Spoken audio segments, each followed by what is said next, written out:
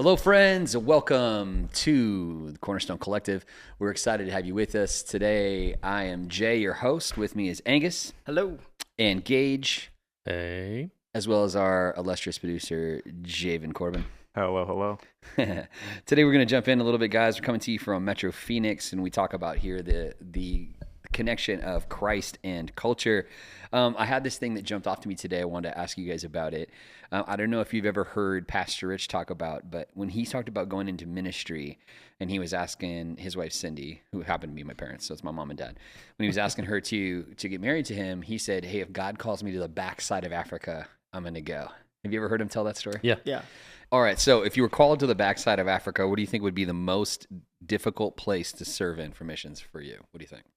I don't think there'd be a difficult place to serve if I felt called from the Lord. Yeah. But like circumstantially, my wife and I have talked about this. But right now, our oldest boy, Carson, his dad's still in the picture, very much so, 50-50. Sure. So the idea of upping with my entire family, there would be a lot of different things involved as far as like what would happen with Carson, what time we would get with him, what time we wouldn't get with him. Right.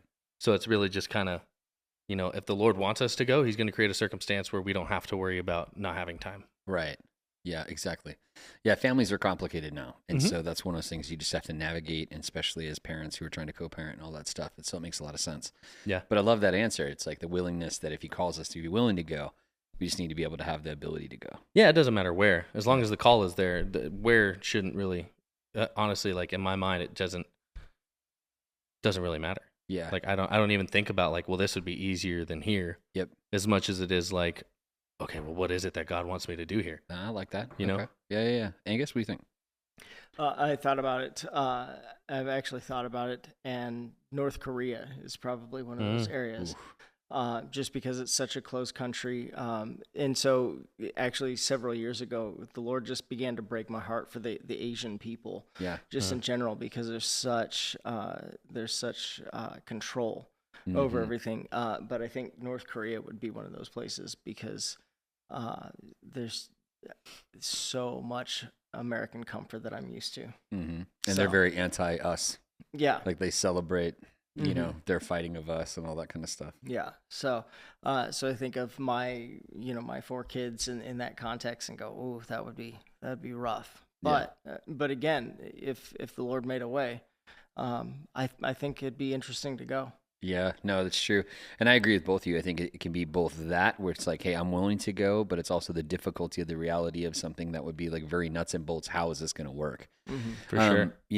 Just for context, for those who might not know, my family and I, we left here and went and started a international church with a team of people that we were part of. And we did that in Paris, France, which doesn't sound like a lot because, you went to Paris, like you went to there. But Paris is very anti the gospel. So the concept of us going and starting a new church from scratch and that kind of stuff. No, the Lord bless it. It's very successful, still exists today. Shout out to the Bridge International Church. Amen. Love you, pray for you. Yeah. And the team that made it happen. So it was amazing to join on with the visionary, with Robbie Bradford, Tracy Bradford, and to join with them and then end up getting the handoff to lead that church. Was pretty amazing. It was a very amazing, rewarding, very trying, very difficult time.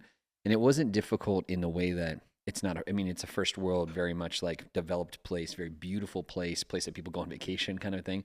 But they go to look at the architecture and get the food. They're not talking about living there and trying to impact people for their life. So that's a real big difference. That was shockingly different. The living side of it was amazing in France because even though we were broke as a joke, and the dollar or the euro was like 30-something% higher. So it was like $1.30 to $1.60 to buy €1. So we were super broke. When we went and lived in Egypt and we were in the Middle East, it was a completely different thing. So our currency is much stronger than theirs, but the living life in a spot was way harder. So because it's like very much like a more, it's a more of an aggressive culture and things like that. Just because it's hot, there's tons of people. And just the way that people live their lives, there's lots of people who are down and out, living below the poverty line and really trying to scramble. So people out there hustling, trying to cheat you, trying to do other things. And that's everywhere. That's every city. It's not just that culture. There's beautiful people, beautiful food, culture that's in Egypt. But we found it a completely different challenge to be there. So to go from like living in Europe and living in these beautiful places with robust systems and all these other things to going to a place that doesn't have any of that was shocking. Sure. But I mean, we adapted well. It was fine, but it was one of those things that we did so because we were called to do so, and felt like the peace of God to rest on us. Yeah, I'm sure logistically it gets much more intense as you kind of bounce between different areas around the world. Yeah. You know, like you were kind of saying, Paris is going to be a lot different than going to the Congo to go practice ministry. Yes, huge difference. Then, you know, I think whenever you asked me, I was more thinking about the willingness. No, and that's a great answer, because I mean, you can take it in multiple different ways. Yeah. So I think that's right. Yeah, logistically, I mean, I agree that, you know, North Korea would probably be a really rough spot to go. For sure. For sure. I mean, I think we could anywhere also active war zone. Exactly. Yeah, that's what I was just thinking. You know, anywhere right now with like an active war zone where, you know, you're doing ministry, but also like potentially working with the people to help those who are hurt or grieving or all these other things. Absolutely. Navigating some difficult things. Yeah. And I think, you know, it's also interesting, the thought that you had kind of thrown out there of, you know, like, what's it going to be like for my family? Because we had somebody come in here recently who's doing some ministry in a very trying part of the world right now. And it was so interesting to see that he has multiple children and, you know, a lot of them girls. Yes. And to think of what life is like, not only for the girls, but also for the dad. Yeah. And the prayers and the relationship with God that you would have to be comfortable and confident with your family in that kind of area. Absolutely. And I think part of that also comes with the willingness, you know, in your obedience, the Lord will give you provision and all those things. So I think that's why my mind goes directly towards willingness instead of the logistics, because the logistics, if the Lord calls me there, the logistics will work out. Yeah. You know? Yeah. But the willingness and the direct obedience is going to be what creates those circumstances as well. Yeah, no, that's a great point. And I think to that end, it is both starting with and ending with the obedience factor, because that's the thing that'll keep you there. Because you'll get there and it will be hard. It will be hard no matter what it is, because it's another culture. It's the difficulties of the thing. It's the squeeze. And then it's like, it's not going the way that you wanted it to go. It wasn't miraculous overnight. So it's a lot of work. And so you have to be like, okay, why are we here? Because we can go home and pull chocks and go make money and be comfortable. Okay, what are we going to really do? Okay, we're going to stay here because that's what God's called us to do. And so that's the start and finish with the call of God in your life, and then the obedience to do it. But yeah, the weight of what, like Angus was sharing about the difficulty of a place, or what you were talking about, is 100%. We were talking with a friend this summer. Shout out to Zoe. And so she speaks multiple languages. Javo, you got a chance to hang out with Zoe a little bit. Yeah, I did. So she speaks, what does she speak? What languages? Do you remember? She speaks Spanish. She speaks like the Paraguayan dialect version of it, and then I think she speaks a little bit of Arabic. She speaks really good English. Yep. And I know those four. There might be some additional stuff. But Yeah, she's Guarani, Spanish, English, Arabic for sure. She's actually pretty good in Arabic as well. I want to say she got into French a bit too. Like, she can speak some French. But these are like third culture kids, right? They grew across the world. So she grew up in all over the Middle East, and then went to school in Kenya as well. And so she was like one of these people that now she's going to be a doctor. So she's going to medical school down in Paraguay. So we got to see her back in her home country, even though she has never lived the majority of her life there. That's so funny. So, but that's her cultural identity. So it's pretty rad. It's a wild but concept. She asked me this question. And so she was talking to me, what do you think would be a difficult place to go, and say yes? And I was just very transparent, because her family had served in Sudan. And so we were there with them in the country like 3 weeks before the Civil War broke out. And she had this crazy story, her sister, her mom, and her dad, which we got to hear from our brother about that, like hearing that story from his perspective. But man, of escaping the city, escaping Khartoum, and the whole process there. And like from her perspective, I mean, they're teenagers, bro. They're living this crazy life. But they felt they're supposed to be there. And to be there, dude, doesn't have any of the infrastructure stuff, like of even like Cairo. Cairo's a mega city, dude. There's like 25, 30,000 or a million people that live there. There's everything. You can get anything delivered to you. It's just dirty and noisy and chaotic, but you can get all the creature comforts if you have the money to pay for it. There, it's just not available. Like, it's just not a thing. Wow. So, you know, she's going from a place, even in Kenya, you know, they have all the things. They have malls and all the stuff you can go to. It doesn't have the same as in the Europe or in the UK or in America, but there's still a lot of stuff there. And then you go back to a place like Sudan, and they're like literally on the street trying to get to safety from an active war. So it's pretty crazy. I was thinking of our friends, and our heart go to you today, and praying for the peace in Jerusalem, the peace in Israel, the peace in Palestine. We have some friends that live there and are serving there, and thinking of all the people that are there, and just praying for an end to the conflict. Also, I was thinking about our friends that were in Oman. They're right there on the edge near Yemen, and Yemen's been a hot mess for a hot moment all the way since the Obama administration, where they've been fighting a war with the Houthis and a bunch of other things that are going on in these different regions. And so I was thinking about that today, man, just thinking about our friends that are willing to put it on the line, willing to go there with their families and everything, and to live that love of God to other people, even in difficult times. Some of the last people, I got to meet a couple that were in Oman for years and years. Some of the last people they were talking to me and introduced me to people that served in Yemen and were pastors in Yemen. And they were some of the last people to leave. They left after the UN. They left after the Americans. The embassy. They left as the last people out, as far as foreigners go, because it was really, really difficult. So I know there's a little bit of presence here and there now, but they had pulled shocks all the time. And these guys were kind of the last ones. They're kind of forced out by their organization. Like, you have to come because you're not going to make it out. Wow. So the Lord be with us, you know what I mean? As we navigate these things and be obedient to this call for us. So yeah, it kind of hit me an interesting way today. And one of the things I saw, which was pretty cool, was, which we'll show you a little picture of that. I came across a guy who I wasn't really familiar with. His name is Martin Cedra, I think. He's a pastor of the church called Echo Church in New Zealand. And he's very vocal about standing against culture that's not from God, and about standing for who we are and what that means. And it's been really interesting to follow along from an outside perspective that's not American, talking to the same things we hear, pastors talking about here in the States. Sure. And so he was being very vocal about that. But he talked to his wife, and it was on a really great podcast. They were talking about when he met her, he was kind of like, listen, same as like what you heard from Pastor Rich, like, I know what God is going to do. He's calling me to ministry. If you're for that, like if he calls us to another country or to this place or that place, I'm going. So if you're with me, you got to be with me. And she was like, finally, someone as crazy as me. And I love that response, dude. Yeah, that's so gangster. Yeah. so awesome that she was willing to put it out there. Jabo, you know Uncle Dick, Dr. Dick Brogdon. Got a chance to spend some time with him? Yeah, of course. Did you ever hear his story about him dating Jen in college? No, I did not hear this. So one of my mentors is Dr. Dick Brogdon, and a very influential guy. He and others, he and Jen, his wife, and others, they started a missions focus called Live Dead. It's where you deny yourself to go live in difficult places to bring the gospel to people that God loves and have yet to embrace him. And so it's really cool to go and serve alongside those guys and be a part of what they're doing. But he's told me crazy stories because they were both like missions majors at their Christian college where they went. And they're like talking about like, oh, you be willing to go to difficult places where they kidnap you and stuff. And they're just like, this is their dates. This is the topics they're talking about on their date. Wild. Not like, oh, like, what's your favorite color of nail polish? Like nothing like that garbage. Like you said, that's like, gangster. Are you willing to like, go be put in a trunk and kidnap for Jesus? Yeah, that's a heavy question. Heavy, dude. That's a heavy question. And she's like, yeah, I'm in it. Let's go. And so they went and served in hard spots. See, he grew up as a missionary kid in Africa and really difficult places in the Middle East. So that was his frame of reference. And so it was one of these things that was like, man, you know what I mean? You will talk about ride or die, dude. Ride or die.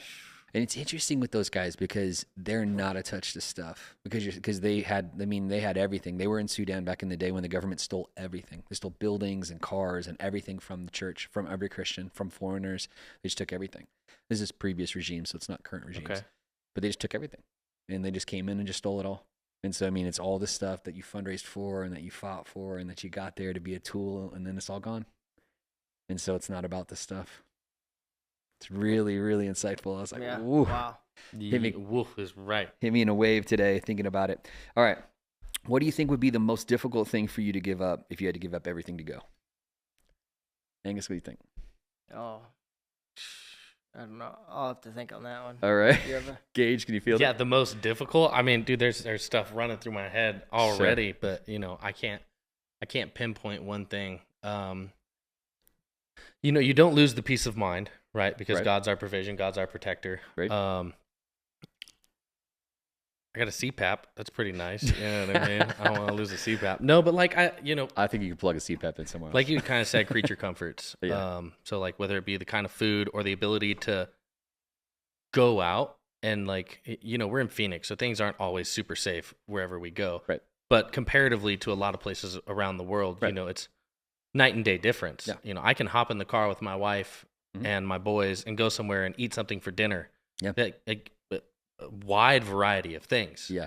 I don't do it super often, but it's nice to have the option. Right. But also one of the things, depending on where I'd go, is my own car, my own house. We got a pool in the back. So like little things like that. Right. Unfortunately, is what my mind directly goes to, of like the little creature comforts that would probably be pretty cool to not have to let go of. Yeah. But whenever it comes to the most important thing, I mean, I don't know. Yeah. I don't know. Most important thing. Yeah. Yeah, I think the creature comforts would probably be the hardest thing to let go of, because, man, America's very comfortable. Yeah, totally comfortable. That's right. And if we're not comfortable, we buy something so that we can be comfortable in that true. area. That's and very so, true. like, that's just very much who we are. It's who I am too. Like, I don't like seeing processes that are broken. I like to fix them. And, you know. Yeah, we could just buy that stuff online too. We ain't got to go anywhere to do it. It's like, you know, and in Phoenix, a drone will deliver it to you because we're in the Amazon drone area. So we have drones fly over our house all the time and dropping off stuff at your house. It's crazy. Well, it's kind of this mindset of, well, if I forget to pack it when I'm, you know, when I'm traveling, I'll buy it when I get there. Totally. You know, and very much that, but I think not having that ability would be very difficult. That was one of the things that was just really big for me when we went to Nepal. That was just such a big culture shock. Is just one thing I would miss if I had to live in Nepal. One thing I would miss would be refrigerated meat from a market. That's huge. Refrigerators. You know, just driving by and seeing the pieces of meat and, you know, and the tanks of fish where most of them are alive. You know, some of them are taking naps in the bottom of the tank. Or floating. Some of them are weighted towards the bottom and some are floating at the top. You know, it just depends. But like that kind of a thing, when Angie went to the Philippines, you know, all of them came back with some sort of waterborne illness, you know, and parasites and things like that. And so I think about all of those things and think, man, we are very insulated here in America. We're very comfortable in all of those things. There are so many problems that we don't really have to think about at all. Yeah. Because that's just not how our system is built. No. You know, so there's a lot of that stuff that, you know, again, going to some of those places like Nepal, any of these places in Asia and just around the world, man, crazy. Man, warm stuff. Shower. Yeah. Like you were saying, refrigerated food. Like I'm lucky enough to where my dad in the last 5 years started a butcher shop. Mm-hmm. And so my family and I have had like top tier. We've been spoiled. Yeah. Dude, we really have. And when you were talking about it, you know, it really kind of, it made me shift in what I was thinking about, like not just the accessibility of the catered side of it, but just the everyday things that honestly we just take for granted. Mm-hmm. Lights, air conditioning, clean running water, water that runs clean or not inside your house. Yep. Refrigeration. Yep. That's huge. Or a freezer even, you know, like all those little things that I'm thinking about, like a car. Just, come on, Doc. I'm like, I don't know if we'd have our nice 3-row car with captain's chairs and leather. Sure. And like the AC-ed butt, you know what I mean? That's right. So not only can you get it in America, but it can be delivered to you by a robot. That's true. You know, I mean, even cars. We Phoenix is like the home of Carvana, and they deliver cars right to your door. You can. My buddy just got a new Mustang the other day, and he sent me a Snapchat. He's just sitting on his front porch. Yeah. Shouts out Vincent. Shout out. He's sitting on his front porch, and this truck's delivering this white Mustang. That's just it. like, no, you're lazy. Yeah, we sold one online just the same way, and That's they came and picked up our car wild. right in front of the house. So wild. And it's just so crazy. They're like, what is it? You give them some pictures, whatever, and they're like, okay, and they just come and do it. It's so crazy. You're right. All those different creature comforts is really hard. I'll say, like, as we did it, you know, we got married, and Celeste and I were both associate pastors at churches, so we had 2 different communities of faith giving to us at our wedding. So it was like we got crazy blessed. It was amazing. We had every gadget you think of for the kitchen, all the things that we asked for, like decor, like all sorts of stuff. And then we say yes to missions. You got to get rid of it all. Like, it's got to go. So literally all this stuff that we've had for like just 2 years or a year and a half or something, it's just like immediately going to go. I had to get rid of my drum set, like all my stuff, like everything you think of that's like, you know, your mountain bikes, your skateboards, like everything that you would naturally hold on to. Where am I going to put it? So it all goes. So like just a couple of things like from like my, you know, old paperwork and stuff. I had a couple bins at my parents' house. Besides that, everything yard sale, man. Like everything gone or give it away to friends or whatever. You know, all my guns, like going shooting and stuff. We're American, sorry. So we go shooting. We have fun with that. You know, you ain't taking your guns to Europe. You ain't taking your guns to the Middle East. So you sell them or leave them with your parents? No, I just put them in a safe at my parents' house. There you go. So, but I mean, there you go. there you go. That's right. See, that's very American. That's exactly talking about that. It's like, it was a big deal. I mean, you know, we grew up in a different spot and it was a little wild out here back in the day. It's calmed down a lot, but back in the day, and you know, we used to like carry every day. And so you have a question like, am I okay to be not doing that away across the world? And you got to settle that in your heart. You know, when you're going to places that there could be an uprising, like that happened right before we moved to Egypt. In fact, when we went to go visit Egypt, we actually were living in France, went to go visit Egypt ahead of time, not to think about moving there, just to go see the pyramids. We had everything booked, and then there was the revolution. Wow. And so like we had friends and colleagues that were there in city when the revolution popped off, and they're talking about stories about that kind of stuff and about tanks rolling down the block and everything going on. It's so wildness.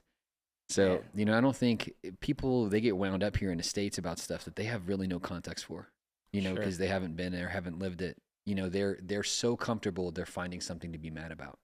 Oh, dude. And I see it all the time. Yep. And I'm like, oh, they're fighting for this thing, for this stuff that they don't understand, and in places that they don't really have a clear picture. So they're like waving flags about places that they don't understand the agenda of. And all, I'm just like, you out of your mind. You're out of your mind. The safety and the security you experience is because people have paid for it at a great price to have freedom in our country. Well, not only that, but just to take a look, you know, again, it comes to perspective, to take a look at your own situation and go, that if this is the worst, you know, if you're in the worst possible situation here in America, right? What does your life look like if you transport that over into some of these other contexts? Exactly. You know, again, because I haven't gone to a lot of places, so the one that I would keep referencing is Nepal. But just the idea that, you know, when I was talking to the missionary, one of the things that she said was she found this girl chained naked to a bench. Right. She was like 5 to 7 years old, and that was what her life was going to be like. Right. Was that. Right. I mean, that's unimaginable. That's right. And to see the life change in her now as an older, she was a teenager, the one that we met, the same story. She was actually in her 40s. Oh, that older woman. Yeah. Okay. She was in her late 40s, early 50s, I want to say. Wow. Okay. And so she had lived with the pastor the entire time she'd been in country. Okay, I know you're talking about that. But you know, that kind of thing, that doesn't happen here.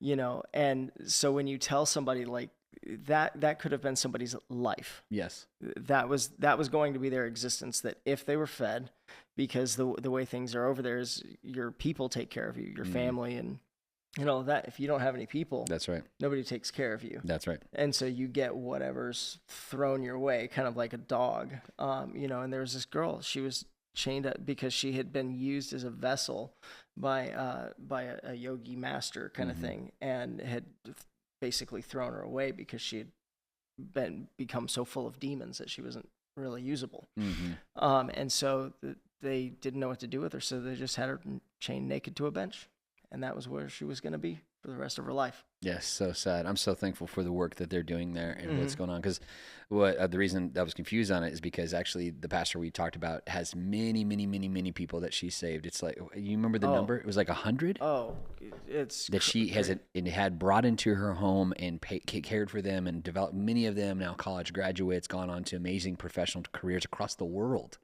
because of the impact of her life. Lord be praised. And she's taking them out, like majority of them, off the street or in terrible conditions, like right out of all the things you can think about, sexual abuse and every other thing. And it was just, man, what a crazy thing to have the obedience to say yes and go to a different place and stay and lock into what God has called her to do. I love it. Well, I mean, to care long term for somebody that the system won't care for. Right. It's not, she doesn't get a monthly check. Right. From our system here. Yeah. And she doesn't get medicines and all of that. Which we're thankful for all those things here. Yeah. But she didn't have that there. Absolutely. Yeah. And so she has to do it with prayer. That's right. And with the Lord. And that's gangster. That's the real true, stuff. Man. It's super tough. When you see people who are really living the stuff that we talk about, it's like, whoa. That's right. It's very cool. Yeah, it's something that sparked something of a thought in my head today, and so we'll come to that at the end of this idea. But I want to talk a little bit about trophies. Man, it's interesting as we get into kind of coming to the end of baseball and into football season, where it's like, they're going to go for the big trophies. They're going for the World Series. They're going for, the NFL is going to ramp up and go towards the Super Bowl, and they win the big trophy. It's all about winning that trophy. Like for you, what's your favorite out of these? The Olympics, World Cup, World Series, NBA Finals, Major Golf, Major Tennis, F1. What do you think? What's your favorite one? What jumps off at you? Or do you care at all? Don't care at all. Zero cares. I'll jump right on that one. Yeah. Don't care at all. That hasn't locked in at all, huh? Nope. Yep. Nope. I could care less. Yep. Period. Yep. That's it, dude. I'm not interested. Yeah. Angus? Yeah, I really don't care either. I have so I worked at Bank One Ballpark the year that we won the World Series. So cool. I got paid to see all the home games, which was incredible. Which is awesome. You've been in World Series final, which is amazing. Yeah, so I got to see all the games. It was electric. And then I was a trainer for a college softball team, and we won the national championship. So sick. So I got a national championship ring as being with the team the whole season and everything. So those things are very cool. Oh, and you used to work at the golf event here at Phoenix Open. Yeah, so I'd work at the Phoenix Open, and so I've had a lot of different, just really fun jobs that are like that. And so if I'm close to it in that way, I'll follow it, I'll support it, and I'll cheer the whole way. But other than that, it's like I really don't have time for it. That's so to get wrapped up in it. But if it's part of what I'm doing in my life, then yeah, absolutely. You'll cheer along with whoever. Yeah, absolutely. Sure. Yeah. It's so funny because I have these pocket of friends in my life that's exactly how it is. That you guys are some of my non-sports friends. Like I have the vast majority of my people, they're super hyped on sports. Neck and they deep. love of all the things. Yeah. So, Javen, what do you think, man? Which one would be your pick out of those? Oh, definitely the World Cup. It's not even close in terms of atmosphere, the amount of people that care about it, and just the importance. It happens every 4 years. The other's every year. So yeah, except the Olympics. I mean, and sure, that's in the list. Is it? That's in the list. Well, yeah. Olympics every 4 years. That's in the list. But here's the thing. Javen and I have both been to the World Cup, so we went to Qatar and went to the World Cup. We're part of an outreach there and got a chance to be in some of the games, cheer on USA, be there for Great Britain, for Australia, for Brazil, for Germany, Japan, a bunch of cool matches that were on, a bunch of matches together. It was a really cool experience. So, he's got a little bit of advantage there. But you've been to some other stuff. Whichever one on the list you've been to? We've been to the World Series. Yep. Yeah, when Arizona played there. Yeah, we went to the World Series here a few years ago. Shout out to Steve and to Josh, our homies, that they were actually working it. So just like Angus is talking about, they're getting to be there for free, man, because they're working the games. And so slick. We're paying tickets to go sit in the nosebleeds. They got better seats than us because they're working there. That's funny. I think they also were at the Suns final too, because the Suns went to the NBA Finals. I really kicked myself for not having bought tickets to go. I really wanted to. I've been a Suns fan since I was a kid. Okay. And so just didn't have the scratch, man. Trying not to do any kind of debt at all. And so didn't buy any tickets. So it's one of those things that you hope they come back to glory. Yeah, short-term loss, long-term gain. 100, yeah, exactly. Who's your team, Javo, for the World Cup, for soccer? I mean, we cheer United States, obviously. Yeah. But besides that, it's France because we lived over there and because they have one of the best teams in the world. So. And Egypt. Yeah, Egypt too. Yep. Yeah, that's right. Yeah, okay. So we cheer those guys. I also, out of those, I would say a Champions League final would be pretty amazing. Oh, it'd be so cool. I'd love to do that. What's that? Champions League is where all the club soccer in Europe, they play against each other. So the best of every country, there's a certain amount of slots based on how difficult that league is. So the UK gets more than the most, and so they get a larger number. But then Germany gets some, France gets some, Italy gets some, Spain gets some, et cetera, et cetera. And so they all play each other in this tournament event. So they're playing across country lines and all these other things. So my favorite team is PSG. It's Paris Saint-Germain. So it's the French team out of the capital. And then our other team, that was a lower team when I started cheering for them back in 2007. So before we got the investment money. my big team was Barcelona, which is like a famous soccer team. Right. So FC Barcelona. So that's Javen's favorite team. And so he's been a Messi fan and a FC Barcelona fan. So he lived in Paris and we've never lived in Barcelona, but we've both been to the ground, obviously in Paris. I used to go to the matches and cheer in the, ici c'est Paris, like the whole thing. And then we've actually had a chance to go to Camp Nou, go to the ground, and in Barcelona. Didn't get to see a match, but we got to go to the ground and see it, which is cool. Pretty amazing. That's pretty slick. So I'll say like that is actually one of my bucket list things that I would like to do. Doesn't mean if I don't make it that I didn't have a successful life or whatever, but it's one of those like kind of gravy kind of situations where it's like if I get to do these things, it'd be great. Yeah. So I've been to the Olympics. I know we're going to host it soon back in LA, but I've been to the Olympics. The World Cup's next year here as well. And coming up, so it's coming up in the States, but I've been to Olympics, went to London, 2012. Friends gave us tickets and we went and stayed with friends that live in London for free, which is incredible. So yeah. So shout out to our friends in London. We love you guys. Got a chance to go to World Cup with Javo, which was amazing in Qatar. Super cool. Got to go to World Series here and watch that. I've also been to the Super Bowl. So I won it as a sales trophy for when I was doing corporate sales. So I went to the one there was a wardrobe malfunction at was the one I was at. So where it was Justin Timberlake and Janet Jackson dancing at the end of a song. So it was MTV way back in the day. This is like 2004. And it's like a long time ago.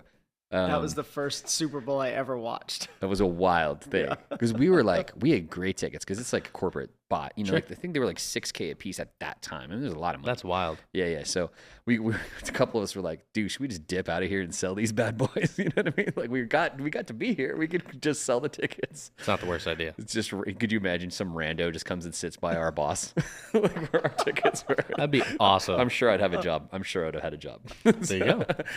But we got a chance to go. But we were watching it, and it's like we were like on the 6th row, so we're like not far off. But you're like, it didn't seem real. You know what I mean? Because it wasn't like on the screen. So people that were sitting further back were like, oh, the big gasp. But all of us were like, whoa, is that real? Because it didn't seem real. You know what I mean? Because you're seeing it like right there, and you're like, is that? Did you see what I saw? Yeah. It was pretty crazy. So it was a really weird thing. That's funny. None of us really cared about who played because it was at the time, I think it was the Patriots playing like the Panthers. Yeah, the Panthers, right? Thank you. So again, it was the first time I had ever watched the Super Bowl. That's right. Yeah, it's the only reason I know. Other people on the halftime show, Diddy. So it's good. There's a good theme of people. That were in the thing, bringing it up, huh? Yep. So that I think that opens up a good question though. Like, if you could go watch anything, Angus, what would you go watch? Sports related. Like, if you could, anywhere in the world. I'd say I probably would try a World Cup match. Oh, that'd be cool. I think that'd be very cool because I haven't seen that, but it's because I know, like, having worked at the events, I know that every event has different kinds of fans. Yes. I like the baseball fans the most. Okay. Baseball fans are the most down to earth, like very like interesting. Okay. Yeah. Okay. So maybe go back to a World Series or something like that. Yeah. Okay. So hockey fans are just absolutely wild. That'd be fun. Stanley Cup final. Yeah, because they come for blood. Yeah. They come for blood and taking on the glass. So, boom, boom, boom, boom. So like they're very different than the basketball crowd. Yeah. That's true.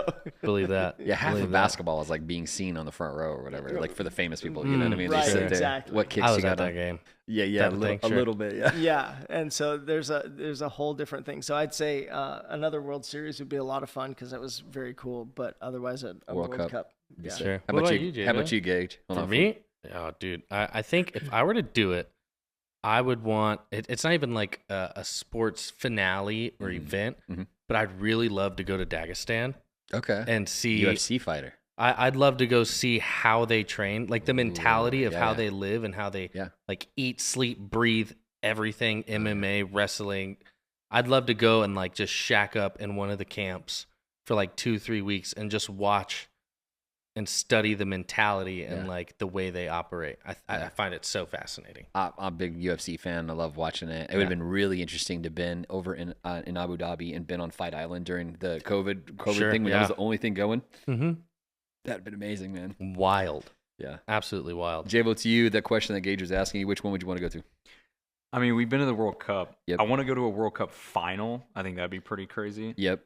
Next would probably be like the UCL final, so for the Champions League. Mm-hmm. And then I think I'd do the NBA finals Okay. as like the third one, just because it's so cool, and because especially right now teams are like absolutely insane. Yeah. So I thought you were going to say football. That's interesting that you say basketball. I mean, I think the Super Bowl would be cool, but once again, we're not really connected to any teams that like are playing at all.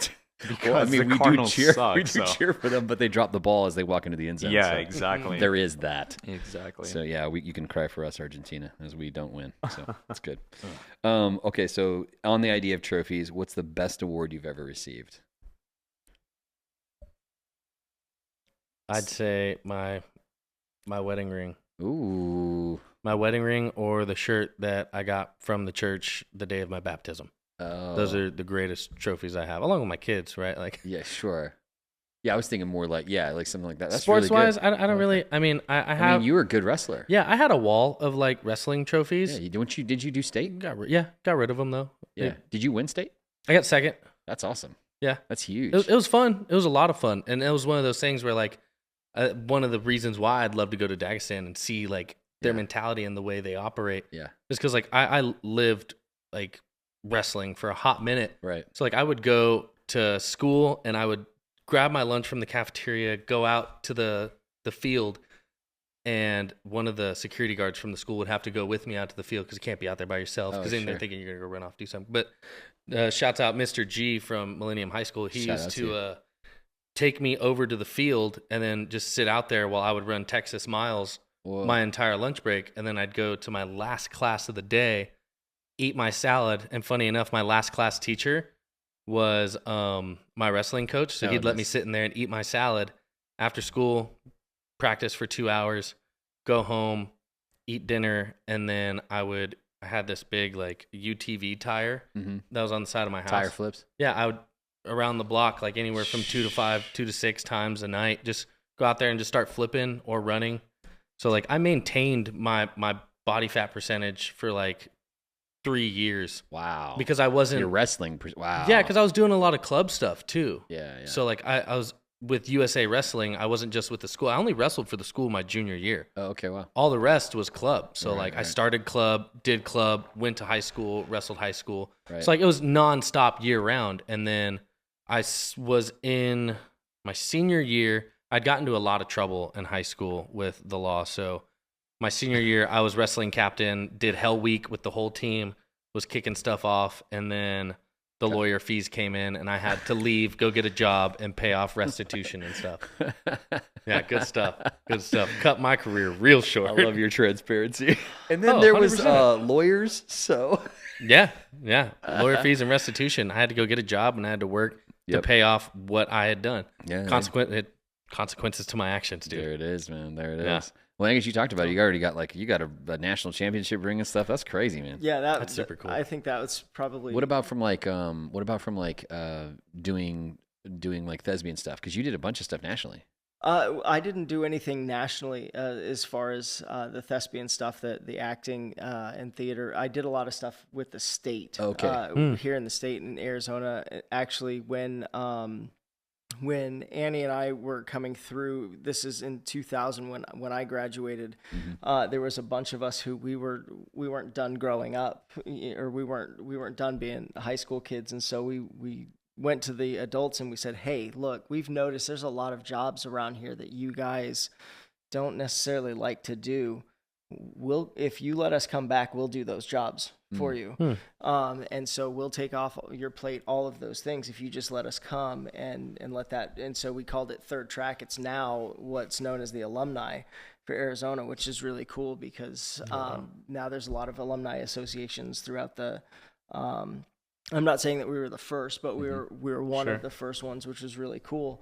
And so now we've got a really neat for Arizona. Our group started it, and then we all kind of went away, did life and stuff, and then a few of us came back, and so I was in charge of the alumni for a little bit as an adult, which was crazy coming back to something that I started in high school, and then came back with a completely different mindset of, okay, how do I replace myself so I don't have to do this for the rest of my life, and made it self-sustaining so that the people who came after me didn't have to work as hard, and we just put some things in place. And so now Arizona has a really cool alumni association. That's awesome. And stuff that's really neat. And so we get to be a part of it every year. And Nice.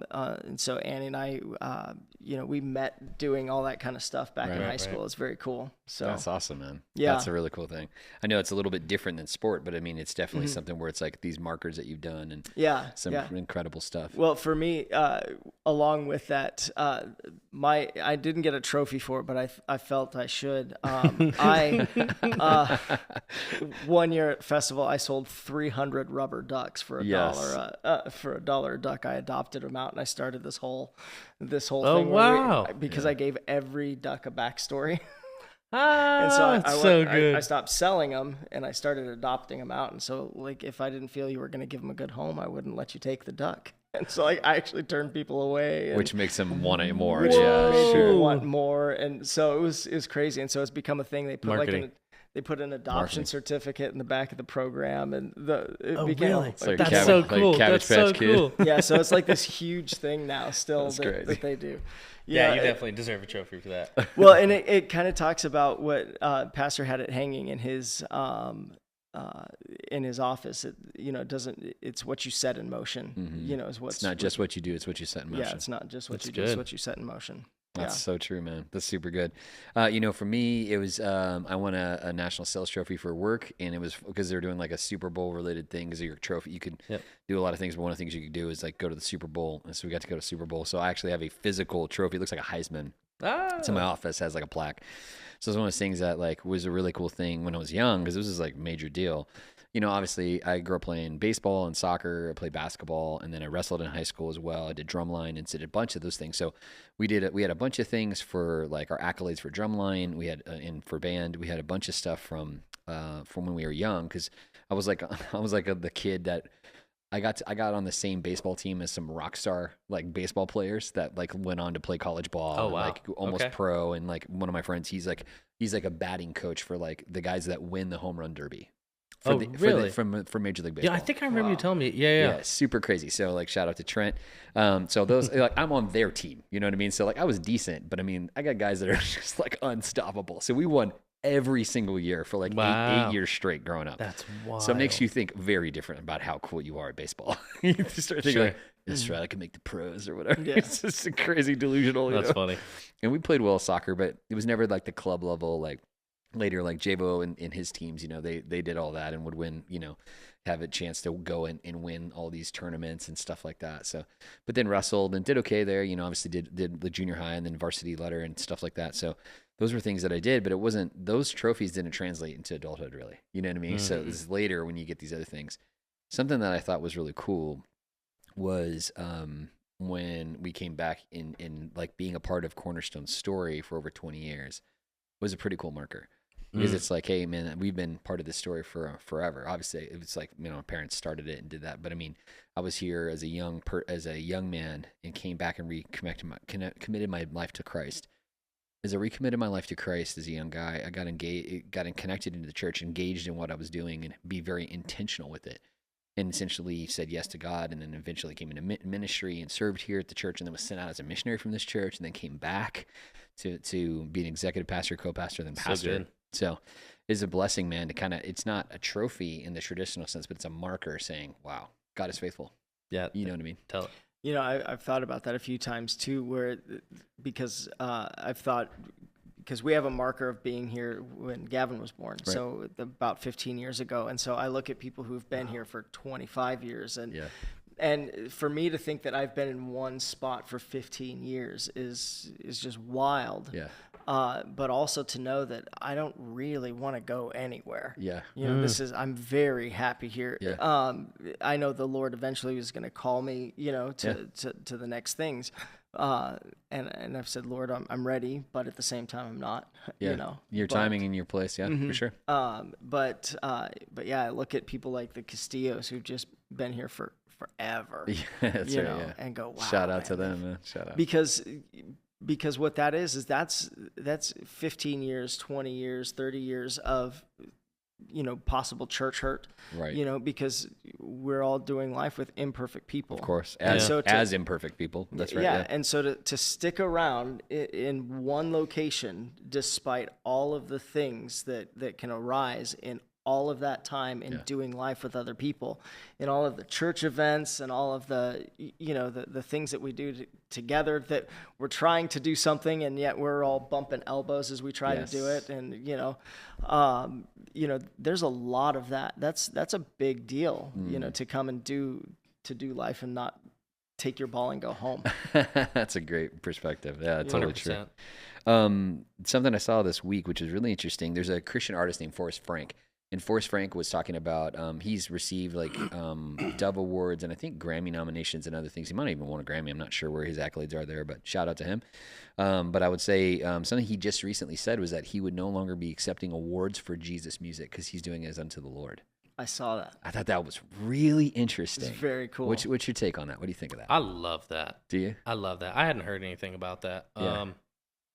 Man, I mean, it really puts it into perspective, right? Like somebody at that level doing that kind of work and that kind of recognition and doing what we're called to do. Right. Giving it back to the Lord. Yeah. Right? Just like that crown that we all hope to one day get. Yeah. And then cast it back to the Lord. Yeah. This is the world giving him a crown and him saying this doesn't belong to me in the first place. I think it's such a beautiful thing. Yeah, the concept is interesting. I'm kind of mixed on it because I understand his heart. I love that. I think that's really cool. The other side of it is that I think the reason they started it was actually to say that because Christian music was never honored really at the Grammys until years later. But something like the Dove Awards, like it elevated Christian music, saying we have real artists that are here that are using their gifts for God, and we're saying of this stuff, this was something that really shined in a big way.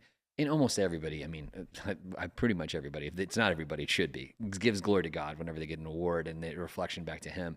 So it wasn't for that. I think it was for maybe even in his own heart, in his own life, where maybe he was feeling like starting to get that shine, where he's feeling, a little bit of that shine is mine. And I think that's probably where, I'm guessing, I'm not trying to project, but I'm guessing that's why he felt like, as for me, I'm just going to do this. And other people can do what they need to do. But for me, I need to step back and do something different. I thought that was interesting. Yeah. I've seen some of his videos, and he's been super intentional about all the things that he's doing, right? Because, I mean, it's for anybody in that kind of position where, like I was saying, like the recognition of what he's doing and then the eyes on top of it. Yeah. I love his intentionality in directing everything back to Christ. Yeah. And whether it be how much his life has changed and all the good that's come from it being because of the Lord. Right.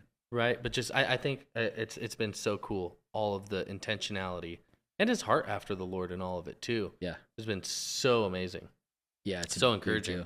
Huge. The miracle that happened to him where he broke his back skateboarding and then, found that it was healed through X-rays and stuff. That's a huge deal. 2 weeks, right? Yeah, it was a wild thing that God really just ministered his life and used that. And it was really cool because other artists kind of came together and they were jokingly at first kind of like jumping on the wave of what he was doing. Yep. And then they were able to come together because, he was like, I felt like you guys are kind of clowning on me or joking on me. Yeah, Cody Asbury. Yeah, Corey. Yeah, Corey. Yeah, Corey Asbury. So, but it was cool, like the moment when they were able to talk. Yeah, and now they're like great friends. Yeah. Talk about doing music together too. Those guys are talking about doing a halftime show alternative, like putting like a massive concert together, which is kind of fire. That's very cool. So, and they're talking about that, and it's interesting because I saw a video of him recently. Maybe Javen could throw like a clip of it in there. I sent it to our IG. But one of the things that I saw was he was saying, we're in this stadium. The stadium was actually meant for idolatry. Why? Because we're worshiping what they're doing here in the middle. But we're going to turn it for Jesus. And I was like, ooh, that's a really interesting idea. Because even as I really like sports and other things like that, it can become an idolatry. It can become where this is like, oh, I hate that team because of this.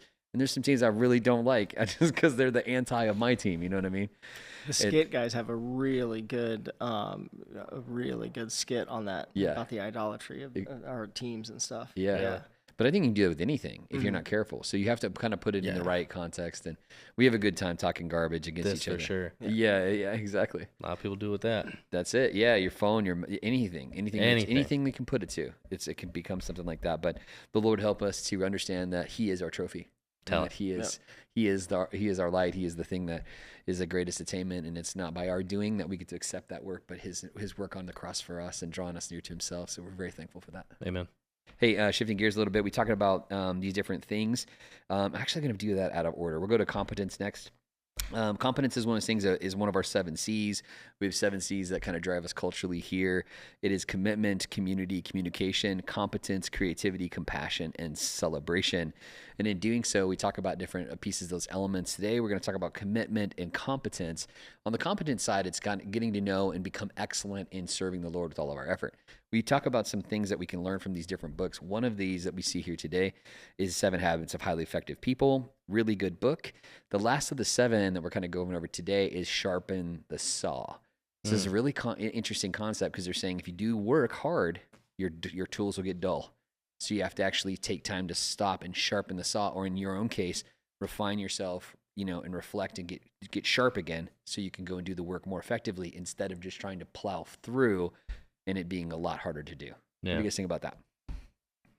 The sharpen the saw idea is one that we've joked about here a lot because there are so many projects that we get into that. So the idea of sharpening the saw is, a guy's trying to chop down a tree and he can't chop it down because his saw is dull, and he goes, well, why don't you just sharpen your saw? He's like, I can't. I'm too busy sawing the tree. Exactly. And so if you take time to sharpen the saw, then you can cut down the tree ultimately faster. Right. And there are so many jobs that we've started around here that we're like, oh, we're going to just do it this way. And 2 hours later, we finally stop, examine it, and go, That's right. Wait a minute. You know what? If we just do it this way, That's right. we'll probably be done. And then we'll get it done in 30 minutes. But it's because we weren't willing to stop, reevaluate, take that time to sharpen the saw. And That's so right. I'm a great example of that is we were trying to run some cable down some conduit, and the cable got cut, and we spent, I think it was about 3 hours trying to get that line to go, because we had run the conduit ahead of time. So we were pre-planning. It just didn't work out for us. And once we finally abandoned that plan and realized that the conduit wasn't working, we got the whole thing done in 40 minutes. So we spent 3 hours to go in, and then in 40 minutes we were able to fix it by not going with that plan. It was so frustrating. Huge. So, so that's one of those things that the Lord has given me real life examples of it. And so I'm getting better at it. Jeremy because Jeremy and I, we joke about it. He'll just go, time to sharpen the saw. It's like, time. Hold on. Let's stop and it's stop like and reevaluate. get the tools you need ahead of time. And you were talking about this a few weeks ago about it, being prepared for what you want to do. Yeah. Absolutely. I think it's so huge especially when you're like really congested with projects or with circumstances where you use the intentionality of sharpening your saw, right, and taking the step back and just decompressing for a second. Because, I've also heard it said that, you get so close to the tree that you lose sight of the forest. Correct. Yeah. And I think that happens a lot whenever we get into those places of I got this going on, that going on. And it's all going to work. It's all going to work because I planned it this way. And so since I planned it this way and I've calculated all these things, it's going to work. And then you get into it and you hit a snag or something doesn't. It can either be a domino that topples all your plans that then you spend X amount of time dealing with, or you take the time because hindsight kind of sucks sometimes. You look at that 3 hours you spent yanking on those cords and Absolutely. you're like, it's a hard teacher. Maybe if I had just gone 20 minutes, then saw the progress isn't what it should be. Yep. Took that step back, took the breath, decompressed, reevaluated. Right. And things might have changed and you wouldn't have wasted the time. Right. In so many instances in life, we get so caught up and then we're angry. Angry that dude, this is it's not how this is supposed to go. This stupid cable, right? Yeah. Instead, I've been trying so hard to practice this, especially in the recent circumstances with the house and everything else that's been going on. Of you know what? It's not always going to work. Right. The way I want it to. Right. But I know that in the Lord's will, it will work. So, okay. How is this going to happen? I know the Lord has a way. What's it going to be? Maybe it's not this original thought. And you know what? This thing didn't work out, but that's okay because that means something else is going to come into play and that's going to work out. So what does that look like? Yeah. And I've seen it just even over the last couple of days. Yeah. Where I had this schedule tied in so that next week, at the end of next week, all the flooring is going to be redone, right? Full house repipe, patches, paint, then the flooring, Right. all in succession. And the time frame was pretty tight, And but the wife and the boys will be there. Yep. Right. Everything's finished. everything's ready for the family to come home. This is like also including potentially a cleaning crew coming in and like cleaning stuff up because of what's been going on. Anyways, some things didn't pan out over the last couple of days the way I was hoping, but other people are stepping in to help the people who are already involved, and things are panning out. You know what I mean? And my buddy called me. He's like, dude, I'm so sorry. It's like, don't be sorry. Yeah. Like, these things happen. Yeah. And I'm not gonna, you know what I mean? I'm not gonna drag you around through the mud because life happens. Right. It's just about how we move forward from here. Yeah. With a clear mind Yeah. and new plans. Yeah. That are clear as well. Taking that moment to readdress, rethink about it, Like sharpen the yourself. saw. That's right. You've been praying for patience? Is that what's going on? I don't want to talk about it. I don't want to talk about it. Long suffering, maybe? Hey, you know what? Lord be praised in all of it. Praise God. Don't That's do right. it. That's Don't it. do Hey, we also want to talk about the 21 Irrefutable Laws of Leadership. And this is a great book by John Maxwell. One of the laws we're talking about today is the law of respect. People naturally follow people that do something better than themselves. Who's somebody that you would say that you follow them in a certain area that you're like, wow, this person is someone that I follow in this area. They respect him. So there's a guy whenever I first got into the union, and he took me under his wing pretty heavily. His name's Brian Baker. Shouts out Brian Baker. There you go. Big boom. Nice. Straight out of Maryvale. Oh, wow. Yeah, he survived. He did, Let's which is go. wild enough. But he's a bigger dude. I mean, really authentic. One of the kind of guys that, like, he's gonna tell you what's on his mind. Okay. And he's not gonna refrain from how he feels to accommodate how you might feel. Oh, interesting. So but also very respectful. Like, Okay. he doesn't do these things out of like an intentionality of hurting your feelings. Right. But your feelings aren't going to stop him from telling you how something is. Okay. Regardless of how you think. Like, sorry, buddy, that's not how this works. This is what it is. You can either deal with it, process this, and move forward, or you can go somewhere else because I don't got the time for it. Yeah. But coming into the trade, he was one of the first people that really took me under his wing and took care of me. Wow. And, you know, I was in a way different lifestyle. And I think one of the things that he really liked at the time was the fact that I was still in the thick of doing reckless things. So, like, he used to tell me, he's like, come on, dude, give me stories. I'm living vicariously through you right now, so give me some stories. I thought he was the voice of reason, but maybe not. No, he always told me when I was making poor decisions, but he knew that I was still going to go make poor decisions, so he wanted to hear about it. He wants to watch a train wreck. He wanted to hear about it. He wanted me to do better, but he also wanted to hear what was going on. He was honestly, I mean, as far as being like... But professionally, you respected him. Professionally and personally. Okay. Yeah. Like, as a man, I respected him because he was a man. He didn't let other people disrespect them, but not to a point of like, hey, you better shut your mouth before I go over there and do something. Okay. Yeah. But like, hey, I don't know that you understand who you're telling this to in this circumstance. Right. So let's reevaluate and maybe try to approach this a little bit differently. Oh, that's a so good we model. don't have to do that. Yeah, that's a good model. Yeah.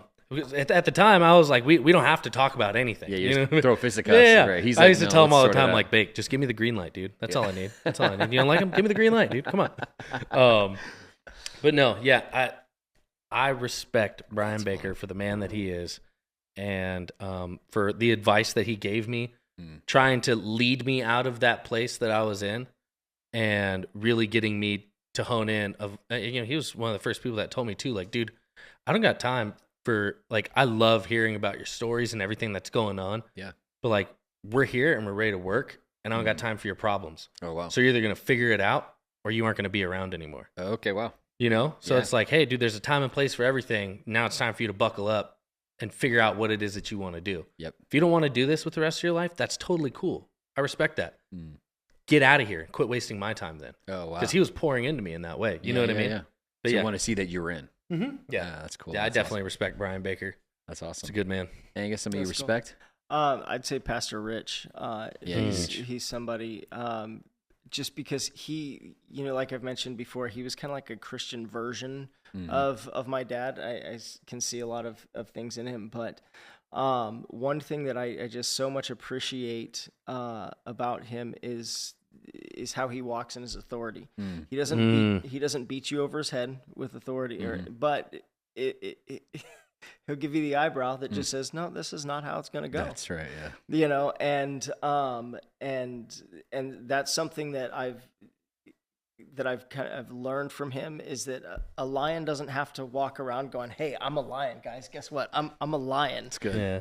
It just walks around and goes. It walks in its authority. It knows that when it roars, things are going to move. Right. And so when Pastor says something, it's because you know that he's considered it. Right. And now things are going to move as a result. Right. You know, and so I saw that. Good. As a result in my own life. You know, the Lord said, "Okay, I need you to say this," and He would say. That's one thing that I know, that Cornerstone is not everybody's favorite flavor. Sure. And that's fine. And that's why we don't see ourselves in competition, because the message that you get here is going to be it's a strong one that's going to challenge you, that is going to challenge you where you're at to go to the next place. And that's exactly what I needed. Was I needed somebody like Pastor Rich who would unashamedly just say, "Hey, this is how it is. You know, this is what life is like." And because of that, he developed, a culture where people were willing to be corrected, you know, and as well as bring correction. And then, and I'd say that you've continued that culture as well, that it's very much like people come and you're challenged. We don't water down the gospel. Again, we don't need to beat people over the head. Right. And there's no need to be nasty or anything like that. But we absolutely speak truth to what's going on in culture, because culture is going to say what it's going to say. Yeah. We have to be able to respond in a way that the truth and love. That shows Jesus. So true, man. You know, that's a great example. Obviously, he for me, he's a default as my dad, but also as a pastor and those things. I've already alluded to some of those. Dick Brogdon being one of those that I came across in my life, and especially in that time, a big influence in my life. Robbie Bradford is another one of those. He's a pastor in Indiana today, but served as a missionary for many years and was the visionary on the church plant in Paris. Many others that have been those kind of people for me. One of the people I think of is Todd Kirkpatrick, who was my youth pastor growing up, and he would speak to my life. And though he was very strong in caring about people and speaking to their lives, is something that he's really gifted in. And so, though I didn't always listen to him and those kind of navigations, he spoke the right thing in the right season. And so that kind of spoke to me about how to care for people and what that looks like, and in allowing people to really step up and use their gift. Like, he didn't have to be the best at everything, but what he did is put people around him that had those giftings.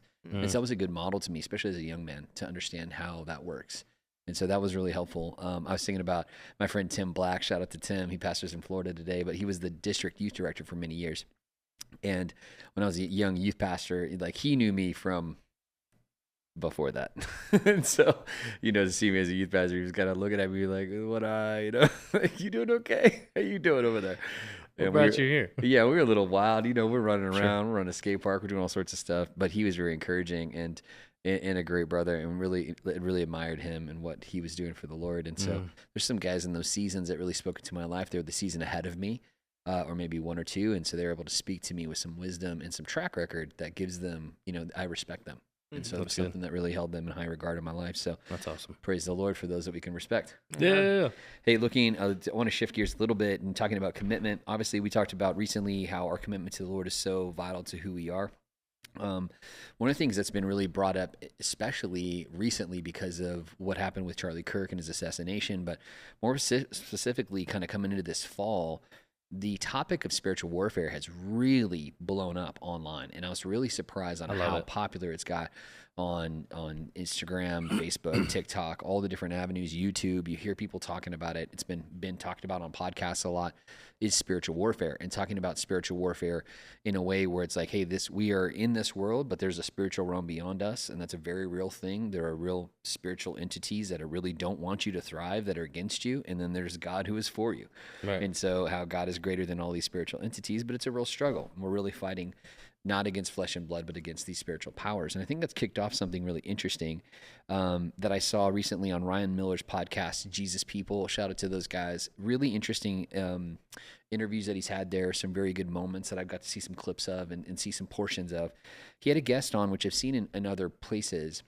There's a guy who's a previous Satanist who came to faith in Jesus Christ, completely changed his life. Beautiful. Yeah, amazing guy. Has a very unique look. He's the one with bigger guy. Yeah, he has a balder head and then like a beard, but he has a tattoo down the middle, kind of the airbender kind of tattoo looking down the middle of his head. And he starts talking about his life as a former Satanist. And so that's been interesting. What's been your takeaway? You saw him? Yeah, and in fact, in this last week, I had 3 separate conversations on spiritual warfare. Wow. Where I was So you're fresh. where I was talking with somebody, and there are a few people that I've been walking through some things with. Right. That one person in particular, that I was praying with him on Friday, which was incredible because I've been walking with this brother for several years, and I really felt and told him, I said, man, I really feel there's a shift coming in what God's calling you to do. I said, you've been battling everything in the past. You know, you've been fighting all of the stuff in families and all of these things in the past, and you've been faithful to put on the spiritual armor. You know, you've been putting on all that defensive stuff, but you haven't swung the sword yet. Ooh. You know, and so wow. So I really feel that the Lord was calling him, and then that same word came to a couple of other people. Yeah. Over this last week, that it's like, okay, you've been doing a good job of polishing that armor, and continue to put it on, for sure. But don't forget that thing that's dangling at the end of that's an offensive weapon, Right? And Sword of the so Spirit, we're entering into a time where we need to stop being on the defensive.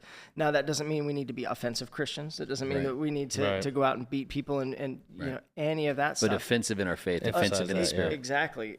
Being willing to stand up for the things that you say, being willing to pray. You know, not just Lord, make me better, but coming against the sickness. Yeah. Totally. And coming against those generational things that are causing the sickness. Yeah. You know, and so I've had that conversation recently with a few people, which is very cool. But it is one of those things. I've also been talking with my daughter about it. Faith, she's been asking lots of questions about Halloween because in our household we just don't do it. And that's I've never liked it even before I followed Christ, just because I was never a huge fan of the death and the evil that's around it. And so for me, I just was never huge on it. And so when Annie was cool with not doing it, you know, and then coming to Cornerstone. So I actually showed him one of the videos I showed Faith one of the videos where he was talking about Anton LaVey, the founder of the Church of Satan. Right, in America. In America, he said that he loved the fact that Christian parents would allow them to celebrate his God one day a year. You know, and so I've been having these conversations with Faith. I said, you know, we don't stand in judgment of people who do, but we don't. I said, it's, you know, I don't want to open that front door to allow anything in. And I said, so when you leave this house and you have your own kids, you can make the determination as to whether or not you want to do Halloween in your place. And I won't be mad at you if you do. Yeah. It's just my job is to protect this house and you in it. Therefore, we don't do it, and that's why. It's so good. I dialogued this a lot as a pastor over the years about the idea of Halloween and stuff like that. You know, the concept of like dressing up for fun, or like what like maybe UK call a fancy dress party, like that's totally fine. But the idea with like the reason on the day was more specifically a spiritual one back in the day, and it was interesting because it was a warped piece of trying to honor the martyrs of faith. All Saints Day, which is November 1. It became, you know, the Saints' Eve is the night before, but they would start to pray to them as essentially like saints. So you're praying to these dead people, which opens a door for something else, which is idolatry and some other things as well. And so what it started to do is to open that. And then during kind of the Middle Ages thing, you know, they're using scary imagery to try to scare away evil beings. That's why gargoyles are on these old churches like you'd see in France or, you know, across Europe, is they're using the scary imagery to try to scare away scare away evil things, which I don't know where they got that concept. That's a ridiculous concept. Yeah. But they were doing a lot of ridiculous things. Yeah, that's also anyway, true. That's very true. We're doing a theme on the Reformation right now, 5 solas. So super absolutely. good, by the way. Amen. Soli Deo Gloria, man. Only give glory to Christ There you and go. God alone. But I would say it's interesting to do that. So, I've been on both ends of it. We've definitely done things that are alternative to that, like at the church, and we've been a part of those things. And growing up, I couldn't really go and trick or treat or anything like that. So I didn't get to have any of the free candy. So I was a little bit miffed about that. I'm sure. So we would jump the fence at the church and go run around and try to get free candy and do That's do funny. stuff That's like so that. funny. But there's a piece of it with Christian to Christian talking about it from that participation standpoint. But it's really interesting to hear about a Satanist talking about it. Yeah. And for him now as a Christian brother in faith to talk about his perspective of it. No, it opens this door, and there's lots and lots and lots of bad stuff that happens on that night. Right. They say a lot of unhoused people get kidnapped and used as human sacrifice. There's all sorts of evil stuff and pets going missing, all these things that you were like, oh, sure it does. He's saying, no, this is an actual thing that they do. So that was really insightful to hear from him. Well, I think because I've been also talking about Jonathan Ramirez, who's another incredible guy. Listen to his testimony, check him out on YouTube and stuff. He was also a former Satanist. One of the higher people too. Yeah, like Satan used to come and sit in his apartment with him. Wild. That's wild. And such a crazy concept just in general. to hear him but the thing with those kind of guys is they force you to make a decision. They force you to see where you fit on this because we don't necessarily see people manifesting and and all in that the Western world. In the Western world and on Sunday, or we see manifestations, but we label it as this, that, or the other thing, and so we've become very disconnected. And the greatest lie that the devil ever told, right, was to convince the world they didn't exist. Right. And I think that's it, is when you come into contact with these former witches and warlocks and people who are in it, they're like, no, guys, this is real. Yeah. I mean, just like we fast at the beginning of the year, they're fasting up to this point, and it's very real. It confronts you with the fact that you're not playing a game. Right. Yeah. I will say, the redemption of those moments by being a light in the darkness and doing that. We've kind of taken that stance as far as with me and my neighborhood. So I'll go and hang out with my neighbors and spend time with my neighbors. And for me, it's me building a community, and they're coming to my doorstep. So I'm like, hey, this is a way for me to connect with them. So I'm not trying to participate in I'm dress my house up scary and doing those kind of things, or try to make it whatever. And I think the imagery of skulls and stuff like that, to me, it's reminds me of the mortality of person. And I'm not against any of that stuff. It doesn't bother me at all. But I'm not also trying to celebrate that necessarily. So it's not that I'm trying to condemn anyone that does. They have to make the decision for themselves. But for me, I see it as an opportunity to be able to connect with and invite people to church and connect with them and kind of make a commonality with neighbors. I've got a chance to spend some time, some of my favorite times I've spent with Gage's folks, because they live across the street from me as neighbors, has been spending some time talking, hanging out. They were making barbecue and stuff last year. It was just chilling, and it was more of a barbecue than it was anything else. Right. Yeah. And so we might give there were kids running around grabbing candy. Yeah, we'll give them candy, we were just and chopping it up and barbecuing. But it's more about the relationship. Yeah. So that's been really cool. Staying on that topic, I think his name is Rain. This gentleman that we're talking about, is that right? I can't remember exactly. Yeah, I think that's what it is. A Ryan, maybe. I'm not sure. But that gentleman was talking about how people, they don't realize whenever they're taking and putting something that's to them is just a piece of something decor wise. So an idol or Kachina doll and blah, blah, blah. But this is a representative of a spirit, of an actual deity, of something that is very tangible in the spirit realm. Yeah. I mean, there's been times my whole young adult life, I was around my parents tatted neck to toe. Sure. Right. So type of people that my parents hung out with and that I got involved with, I loved the dark, spooky, creepy, right. Whereas you were it doesn't really tickle nothing for me. I was all about it. I loved it. I had all sorts of different things. But as I transitioned and I started to, I gained a new perspective on, okay, if Christ is real, then there is an enemy. Mm-hmm. And if there is an enemy, that's who had a stronghold in my life. Yeah, that's right. And so I started to reevaluate a lot of things. We had conversations while I'm going through my closet. I'm going through all these different places in my house. And I'm like, okay, this doesn't glorify God. And I know that this represents something that is against what the Lord created. I love it, but I don't want it. Yeah. You know what I mean? Yeah. Like at the time, even still, like a lot of the stuff that I was throwing away, I was like, I don't want those away. It's my favorite shirt. Yeah. It's my favorite stuff. Sure. It's got to go. Yeah. Right? Because I've had I'm a few walking things in like something. Yeah, I'm walking in something that doesn't glorify the Lord. And for me, that was just such it was a conflicting place where I definitely grew in my my concept of obedience, right? Because it's not just the big things, it's all the things. It's every day, picking up your cross every day. Yeah. And then like you were talking about, all these battles happening in the spiritual places that a lot of us don't see.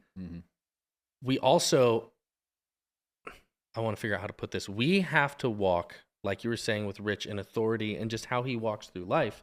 We have to walk that same way in those spiritual battles. Yep. Because we have the same spirit that raised Christ from the dead within us.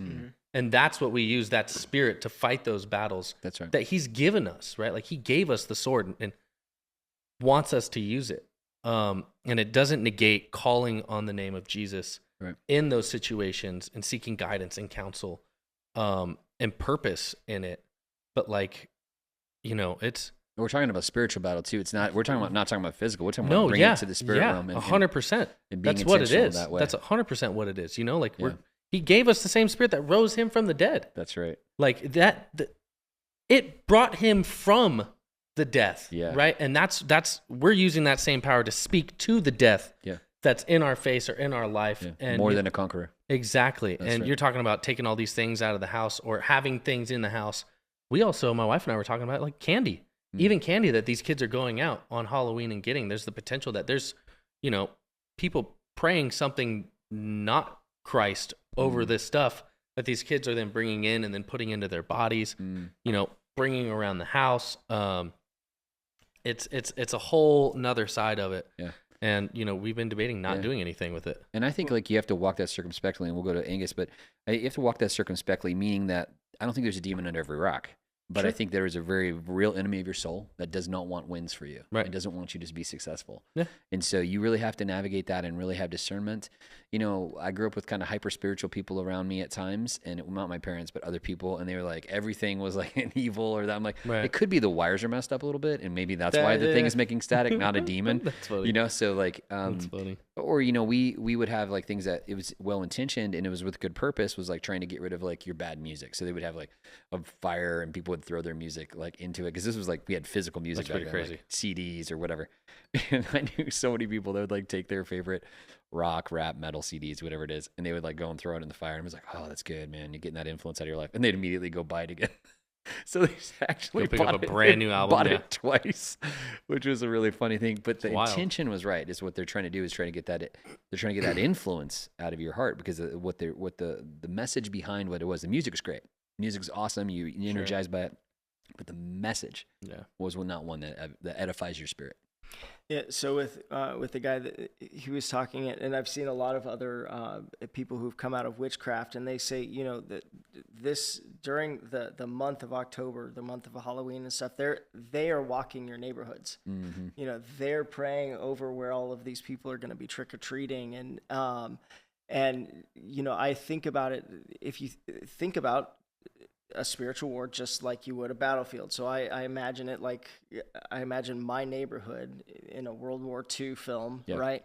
And so one of the things that this guy who was the Satanist was saying is that as people set up decorations in their homes, they're coming into agreement. So they're bringing your neighborhood into agreement. Yeah, he was with these things. And so the way I see it is, people may not intentionally be playing for Satan's team, and this is what I try and explain to my kids. They may not necessarily be worshiping Satan. Right. However, because of their ignorance, it doesn't matter. What they're doing is they're setting out a weapons cache for the enemy, in their front yard, that now any of the demons that are in that area can now grab from that weapons cache. That's interesting. You know? That's an interesting perspective. That's a very interesting point and of view. so that's kind of what it is it's not that. So if that's the case, looking around your neighborhood, how many weapons caches are there? Right. And how much are you praying against? Right. Because again, we have the sword of the Spirit, right? We can destroy all of those things.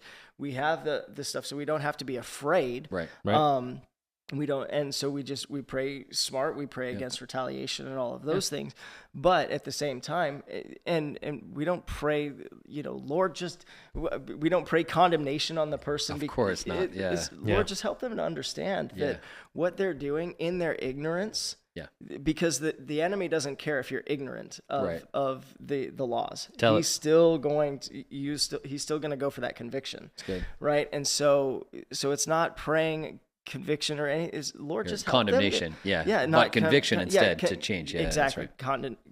Conviction versus condemnation, because it's like, Lord, just help them to see what they're doing, because if I were to go and tell them, hey, you know what this is doing, they're not going to receive it. Not at all. But by the prompting of the Holy Spirit, maybe it's like, you know what, it's not worth replacing it this year or whatever. And I'll say this, like, to that end, the other side of it we see is that we don't need to walk in fear of those things. Like if someone has holiday decorations, it's just a decoration. It's just plastic, man. But what he's saying is about the Spirit that opens the door for. What we do is instead, it's just like the early church was talking about, hey, I can buy this food that was dedicated to the idol way cheap. And this thing has no power over Christ in my life, so I'll buy the cheaper one. They're trying to be more, penny pinching in their day, and instead is like, they're like, listen, don't buy this food that was dedicated to idols, because you want to keep your testimony pure from your brother who otherwise was locked into that stuff. So from my perspective, it's more that alignment too, is that, I don't want to open the door for anything that anyone that was dealing with that stuff or any of those kind of stuff. I will say I have contemplated of buying one of those 12-foot tall skeletons and just have them holding scripture verses like the wages of sin is death. Like these other things, for all have sinned and fall short of the glory of God. And it'd just be 12 feet tall or like a bunch of them. Are you ready? I told my wife, she's like, oh, don't do that. When Janaea comes and talks to you, Janaea's going to come and talk to you. Amazing, because you're going to have it at your house. Why are there three skeletons in the front yard holding scriptures?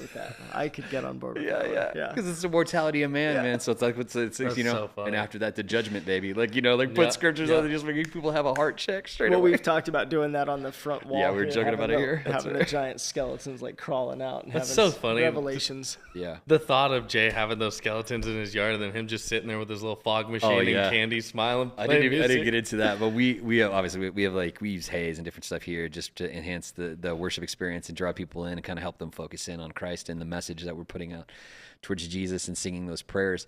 And our old version of that stuff was like very thick oil-based haze, so we don't really use it around here, and we can't use it in our buildings because it sets our fire alarms off. That's funny. I was using one of them at my house during the thing, and I would just do it as a prank and mess around with people. I had a candy bowl sitting out on a chair. I don't have any other decoration. It's just like this candy bowl, but I have a fog machine with the controller, and I put it right underneath the bowl, and as people would walk up, I'm like, oh, there's some candy right there. Take whatever you want. I would just hit the haze, and dude, they jump. One of shout out to Gianna, like this is a few years back. She was dating this guy, and you came across like he was all that in a bag of chips, like he was a tough guy. It's not her husband, Mikey, but this other guy. So she's kind of dating him a little bit or whatever. He comes over, he's like, yeah, what's up, blah, blah, blah, blah. He walked over there, and I was like, dude, he screamed like a girl. Screamed like a girl. And I died laughing. We were cracking up. We were all over at his dad's house, like getting tacos or whatever. We were eating like some carne asada. Dude, I'm dying laughing. Everybody starts busting up, and he no longer had the cool guy machismo he thought he had. No. It's very funny. He didn't have it before he thought he had it. Well, also true. But shouts out Gianna, Mikey. Yes, I love you guys. Shout out to you guys. Love you guys.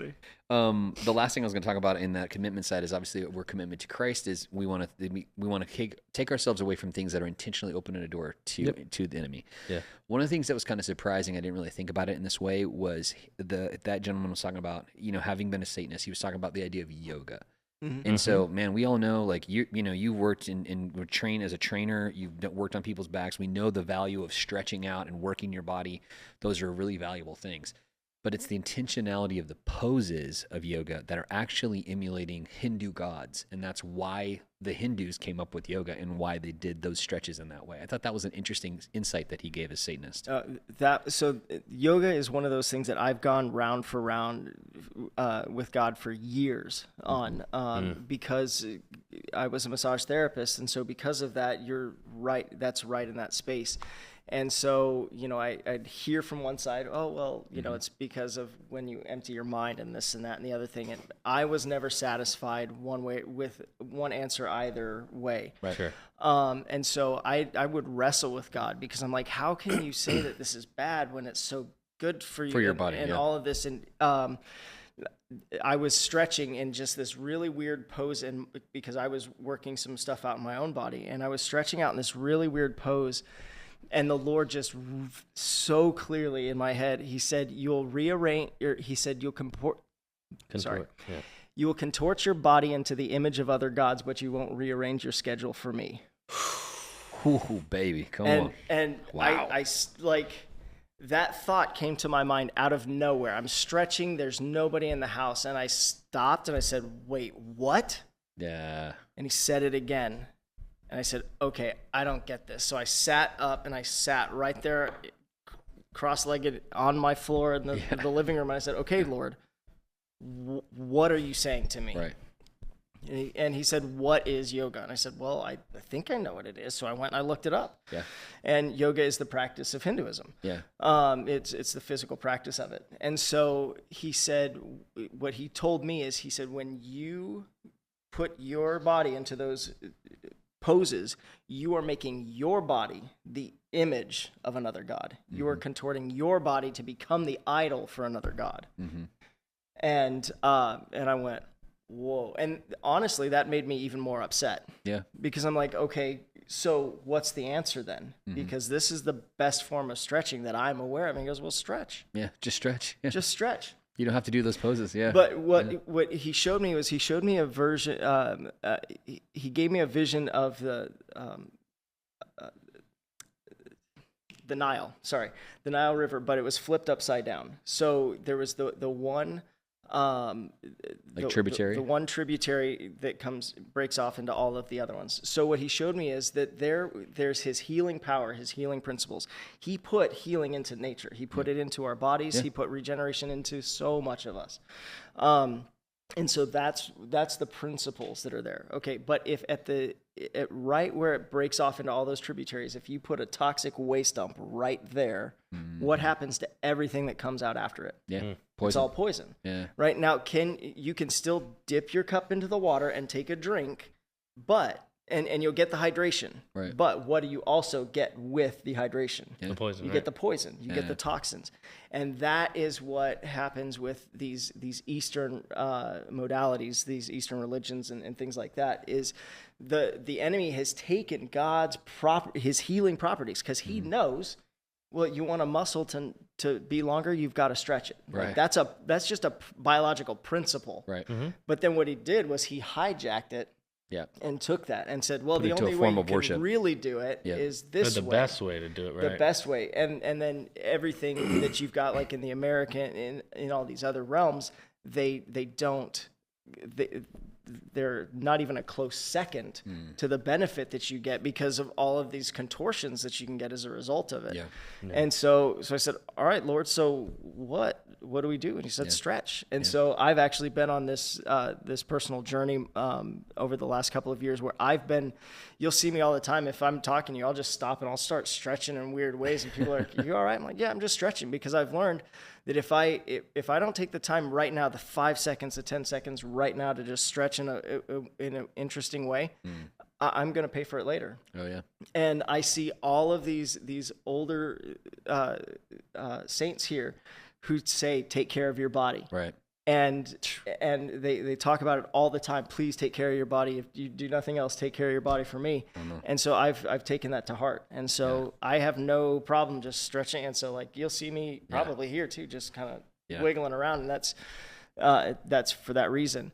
But what was interesting is I had this conversation with with the pastor in Nepal where yoga is huge. Huge, yeah. And I told her, I said, so this is what my understanding was. She said, you're exactly right. She said, you're 100% right. This is exactly, she said, yoga means to yoke. So to tie yourself to tie yourself to. So when you're doing yoga, you are yoking yourself to the spirit, to the sun god, to the warrior god, all of those things. Which we take as you're sweating with random strangers in a studio with some cool music and heat or whatever. Yeah. But in essence, what you really are doing is doing a spiritual thing. And the more you get into it, the deeper you are. Those guys are very spiritual about it. They all get very spiritual. Oh, yeah. Doug, you want to get hot and sweaty and stretch your body? Go to jujitsu. Well, so if you want to put it into a different term, the way I see it, and this is the way I see it, be mad at me or not. Sure. If it's like trying to take a pentagram and use that to do communion in church. It's like, it's like, well, it's just a symbol. It's just no. It has meaning. Yeah, exactly. There's meaning to it, and there's a reason that we don't use that stuff. That's interesting. So you can do yoga all day long and have Jesus in your heart and your mind, right? But you're still doing these other trying things. to do communion with the pentagram, or Yeah, that's a great analogy, and I'm thankful to the Lord for some insight on those things, so that we don't open those doors in our life. I have seen friends who were believers in Christ who went heavy into yoga, and they completely went Hindu and went this other way. Really? And, I think they were not. To the crisis that they experienced in their life, even though they were a person of faith, I didn't see them run into Jesus. They kind of ran from it and were looking for other avenues of belonging. Yeah. And so in the belonging, they found a community that they belonged. And so the people were like, great, you're good at this, you're gifted at this. And they are very gifted. No doubt about it. They can do amazing things, like stretching and handstands and the whole 9 yards. But spiritually speaking, they're way away from the living God. And so it's really sad for that. That's the more important. Of course, because I value my friend, and they're still my friend, and I love them. But I want them to know the life of God in Jesus Christ. Right, so, and in their life, absolutely, that's right. That's exactly what it's about. Well, as we think about these things, the Lord help us, Lord, to be committed to Him and to be aware that we fight not against flesh and blood, but against principalities and powers in the spiritual realm. Guidance, discernment, strength. And to pray that way. Pray the word of God, which is the truth, which by the Spirit, which is the sword that we attack. And so, praise the Lord. Amen. A couple questions as we end up today, just some rapid fire. So we got some 7 questions that we do. We kind of do these just as a way to find out more about people and kind of keep it going. So we'll start with Angus. What's the one thing that you can't live without? My family. There you go. What was your first job? I was a campus safety. I was rented out to all of my family members for cents on the dollar for washing cars and yard work and all that stuff. But the first one that I had to pay FICA and all of that stuff, I was a campus safety officer for Estrella Community College. Shout out. Nice. Who was your role model as a child? Like who was somebody you looked to? My grandfather. Man, he could do everything. He could fix everything. He knew everything. I mean, you think about the grandpa who just said, if you needed a tool, he had it in his workshop. That's awesome. Yeah, and not only that, but he knew how to use it and had used it to fix many things. That's dope. What was your favorite subject in school? History. Nice. Yeah, I love history. Anything specific? I really loved European history. Okay. Ancient Egypt, ancient Greece. I loved all of that kind of stuff. Very cool. Yeah. Very cool. Dream career as a child? I wanted to be a paleontologist. Really? Or an archaeologist. Really? Yeah. Straight up Indiana Jones. Yeah. But after my first paper that I had to write in 4th grade, my dad said, after the incredibly painful experience that was, having to handwrite in pen the first paper ever that I had to do, he said, well, you do know that paleontologists have to write papers like this all the time. I have never given up a dream Dropped so quick. the passion. Dude, I dropped that so quick. I was like, okay, I don't know what I want to do with my life anymore because I'm like, I am not writing papers. And you hung up the brown hat and the leather jacket, and you hung it up on the hooks. And now he's writing sermons. Fast forward to, because I hated book reports and all that stuff, and that's what you do as a pastor. That's 100%. Book report. It's very advanced book report. A weekly book report on the same book. It hasn't changed. Nope. That's so funny. That's really funny. I've never looked at it as a book report. Yeah. Yeah, so That's hilarious. That's why I make my book reports with so many pictures. that's right. No, that's awesome. funny. All right. Do you prefer structure or flexibility?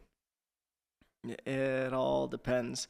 I think overall though I favor flexibility. Okay. Yeah. Flavor, flexibility. There it is. Flavor, I like that. flexibility. I think there's just too much in life that falls right there on the edge. Yeah. That sometimes just being too rigid for no reason, that grinds against me. Grind your gears. Oh yeah. Sure. Yeah, sure. One decision you would redo if you could do one over. Not that we have regrets, but the idea of like if you could redo one, what would it be? There was an investment that I made early on before I knew what first off tithing was and getting godly advice, and so we did an investment move based on some things that some shady people that my dad knew did, and so we lost like $20,000. Oh, okay. So I would have shifted. I would have shifted and done something different there. Made a different decision. But again, the first thing that I recognize I would have done is now I would say, okay, Lord, what am I supposed to do here? Yeah, there you go. And that was the part that I was missing. It's really good, man. Wow. 100. All right, Gage, same questions. What's one thing you can't live without?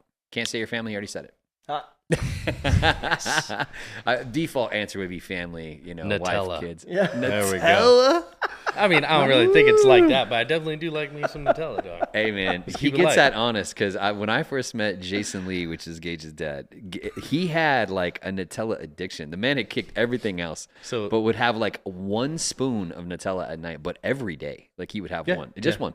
So funny transition to that really quick. So for his birthday a while ago, I think it was like 3 years ago, something like that. Some of the people who work at the butcher shop got him a custom spoon. Yes. That on the back had like a skull, and then it had like written on the back of the spoon, it said Nutella Killer. Another little funny portion of that story is I had a tub of Nutella at my house. Yep. And I've been staying with my folks the last couple weeks just because of everything going on at our house. Yeah. And I brought the tub of Nutella over, and my dad's like, "What are you doing, dude? I haven't had Nutella here. Yeah. He's been taking spoonfuls of peanut butter instead." I'm like, okay, whatever, dude. It is healthier. It's not. I had one spoonful out of the whole tub. 4 days later, tub's gone. Gone. Tub's toast. Oh, you Dude. opened up the addiction, dude. The Nutella killer's back. Oh, you know what I'm saying, dude? It was buck wild. Years of being clean from Nutella, and you opened up the door. Sorry. That's Sorry, hilarious. Pops. That's Sorry, hilarious. Pops. It's funny because I remember when Nutella, you could only really get it in Europe to start. It's like, so when we were young, like you'd bring it over and people were like, oh, what is this mythical thing you're bringing here? Sure. Now you can obviously find it everywhere. But back in the day, that was a big deal. Like Nutella or speculoos, you couldn't really find it except for in Europe. Yeah. So that's a big deal. Okay. What was your first job? I think I was actually a cashier at Target. Like my first, like you had said, like got W-2 and all that stuff. Yeah, It was sure. at Target as a cashier. Before that, I was helping my uncle. The year I got in trouble with Johnny Law, my Yes. parents were like, "You will have extracurricular activities to fill your time." Right. So I went and worked with my uncle, like renovating houses, Oh, nice. doing demos and stuff like that. Which crazy dude. Yeah, Him you're and I good. ended up fist fighting in a house for like no reason whatsoever. He just walks in and he's like, "Hey, I need you to paint here," and I was like, "Yeah, whatever, dude." He's like, just stuck me. No Oh, like way. out of nowhere. It's like him and I end up just rolling around, beating the tar out of each other. I end up choking him. Yeah, until you're like a state wrestler. well, I was like 12, 13. Oh, you're really young. Oh, dude, he just stuck me. Oh, He's like, wow. I was okay, you know what I mean? And he Yeah, was about as tall as I was at the Oh, time, wow, so he yeah, was yeah. pretty short. And we're just going at it. My dad's got stories for days about this dude and his just willingness to do absolutely anything Throw at hands. any time. Hey, you got no hair on your body to go butt naked in front of all these people, go jump in the pool, and he's No way. all the time, tons of stories about this Just dude. gave zero But yeah, so- cares about it. Yeah, in a That's room, crazy. paint this, whatever. Starts scrapping, choke him out. Wakes up, he's like, "All right, paint the room," and then walks out. All right, dude. But yeah, cashier at Target. That was insightful. Yeah. If you ever shouts out Lyle Denuser, he now runs most of the bass tournaments out here in Arizona. No kidding. Yeah. Shout out to him. That's wild. Who was your role model as a child? Lyle Denuser. I'm just kidding. Nice. Straight callback. Yeah, Immediate callback. I don't know. I didn't really have like a role model. There wasn't anybody that I aspired to be like. There were qualities within my dad that I respected and admired, Yeah, but I don't think. worker. Yeah. Yeah, absolutely. Consistent. Consistent and hard work. Huge. But I don't think I like really idolized or, like I want to be that when I grow up. Okay. I don't think so. Oh, that's okay. That's insightful. Favorite subject in school? Can't say recess. No, probably English. Probably Cool. English. I think it was the teachers that made it the most fun for me. Oh, that's awesome. Yeah, there was two specifically that were like changed a lot in my life just because of how honest and good and intriguing they were. That's Yeah, awesome. and they made everything exciting. That's Shouts awesome. out to Mr. Miller and Mr. Dockel. There you go. I like that. Favorite subject in school? Did we just say that? English, yes. We just talked that question. Sorry about that. Don't be. We can cut it. Edit that. Leave it in. We're making mistakes. I'm sorry. Dream career as a child. Originally I wanted to say firefighter, but the more I thought about it, like you always heard, right, like do what you love and you'll never work a day in your life. Oh, right. I want to be a professional skater. Oh, yeah. 100%. Yeah. Like the lifestyle they live, the partying, the running around the world, just getting absolutely buck wild, punk rock music, mosh pits, Right. slamming beers, dropping in from giant stuff, Yeah. getting beat up, getting right back up like a rubber ball. Yeah, fist fighting your uncle. Yeah. Yes. I was working my way into it. You know what I mean? Yep. Uh-huh.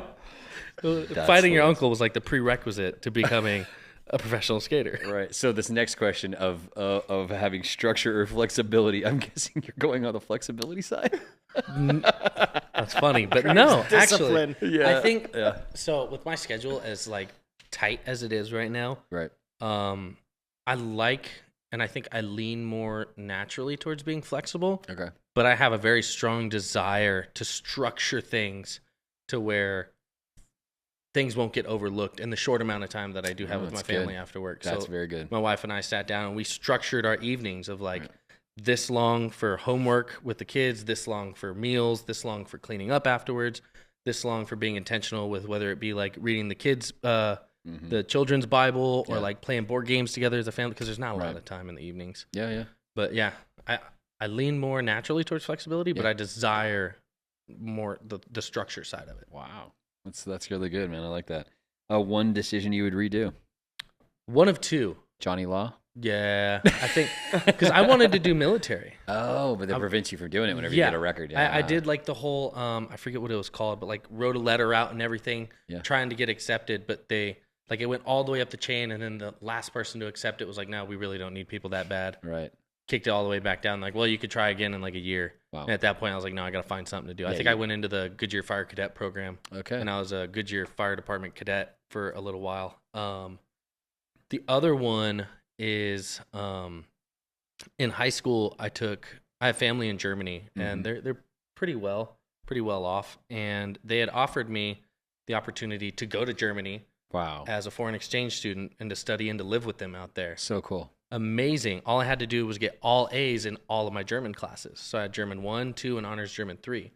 I got like 98 in 1, 97 or 98 in 2. Wow. Honors German 3, I got an 89.7. Oh, no. Yeah, and it was because like I don't know if it was like an assignment that I finished but didn't turn in that day. I forgot it in my backpack. Turned it in the next day, and she like docked me the points. Yeah, sure. And her name was Frau Davis. Frau Davis. Shouts out Frau Davis. Yeah, shout out Frau Davis. But she had basically told me like, no, this is what it is. Like, you didn't turn it in the right day. I'm like, look, I get to go to Germany. Yeah. If you don't dock the points off of this one assignment. Yeah. Like I get to go live in Germany and be an exchange student. But like, she was These are German. the repercussions of your actions. Yeah, she was German. Yeah. It was Frau Davis. Shouts out Frau Davis. She stole your lederhosen? Yeah, right out from underneath me. I had the Stein and the Lederhosen, the Bratwurst. I had all the goods, and I was ready to go. So you're running naked down the street like your uncle? Yeah. Going back to your uncle. There it is. Yeah. Yep.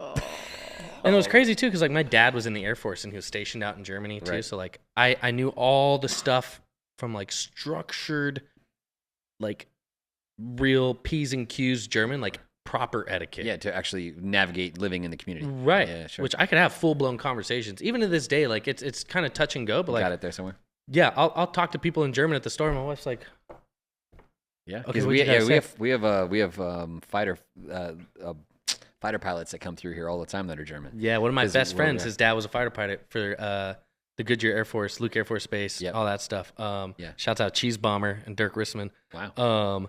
But it was my dad being in the Air Force had all the not so proper words. I'm sure, of course. So like he's got the worst German word that you could ever say tattooed on his calf with like flames around it. Of course he does. Like, I mean, like whenever he got the motorcycle, he got bibs and it says scooter. Yeah. Insert the terrible word. Yeah. Like it was the thing, right? Like I'm pretty sure to this day that's his name in my phone. Oh no. Is that word? Oh my god. Keep it 100, dude. That's always so what it's funny. been. But yeah. That's one of those two things. There you go. Either turning in that assignment when I was supposed to, or not doing the illegal stuff. Wow. And potentially, because either way, I would have been able to travel the world. Different thing. It messes you up. It's so true, man. Oh well. Okay, one thing I can't live without, man. For me, it's been one of those things where we've got rid of a lot of things over time. So at this point, probably caffeine, to be really, really that's honest. a good one. I'm heavy in the coffee game, and then kind of into the tea game as well, and then in the energy drink White Monsters game. Yeah, as it came back to the States, it went from like Red Bull abroad to Monsters back here.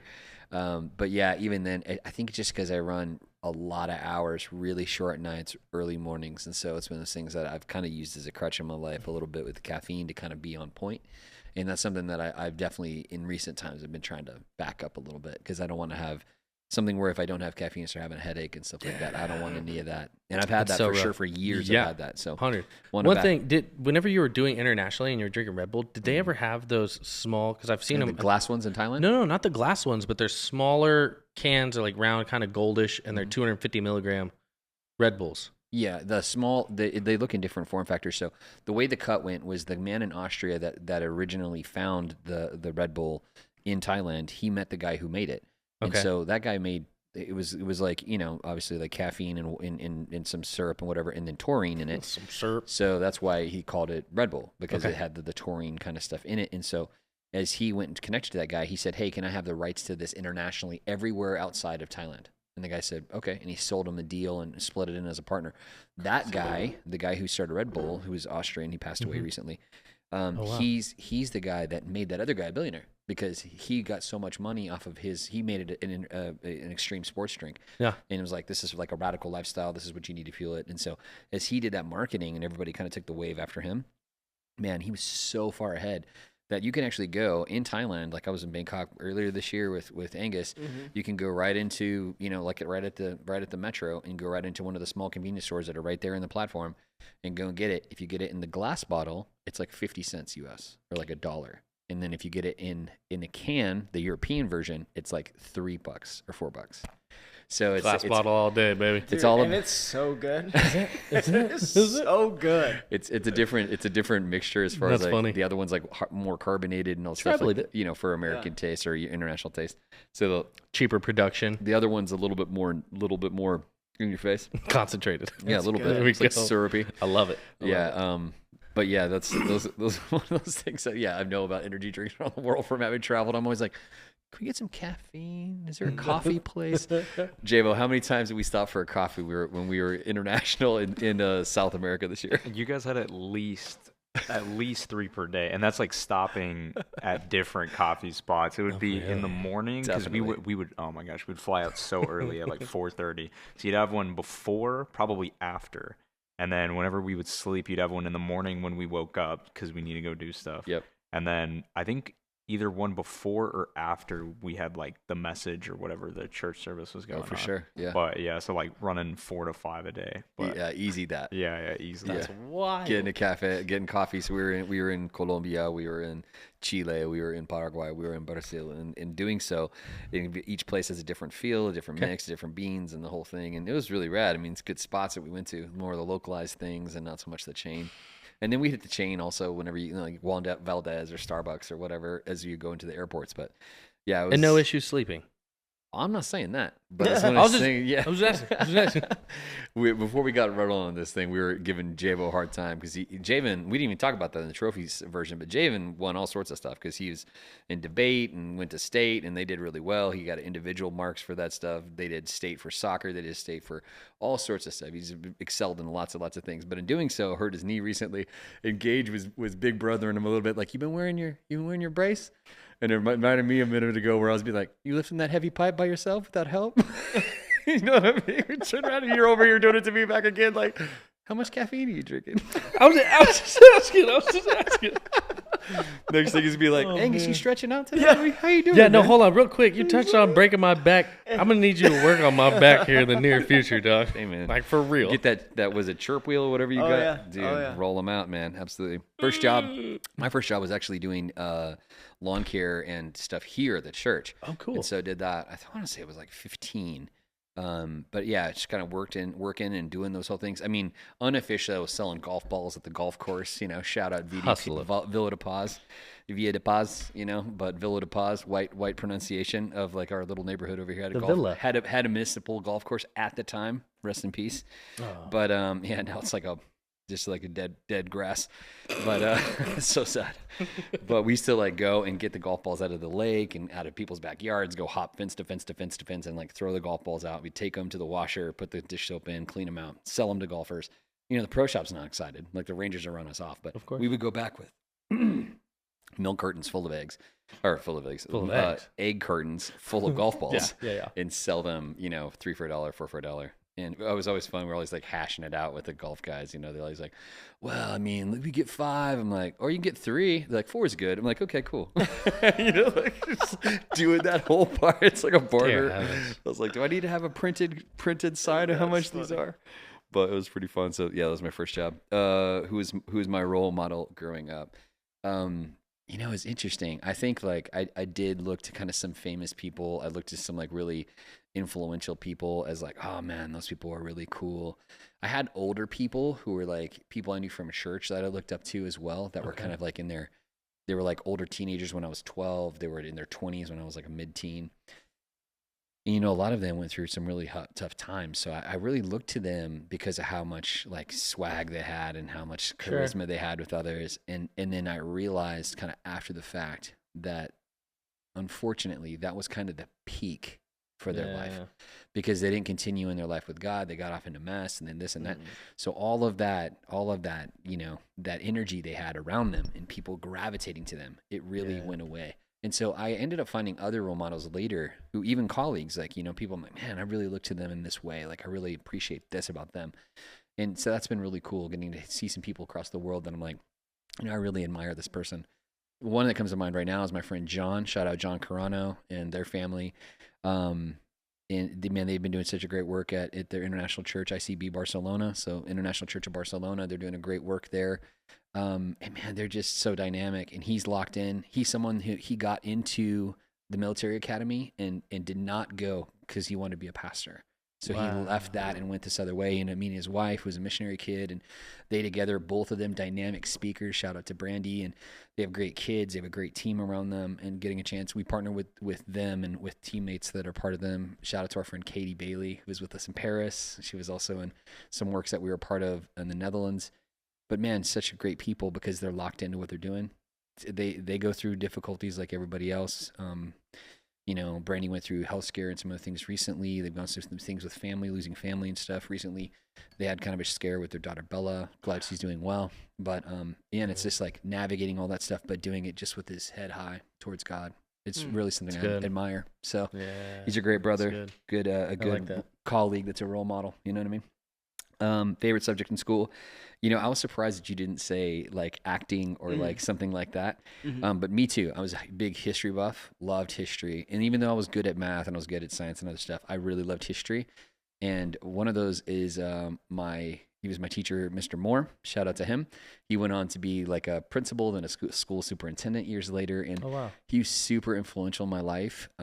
Just a really big guy, amazing guy.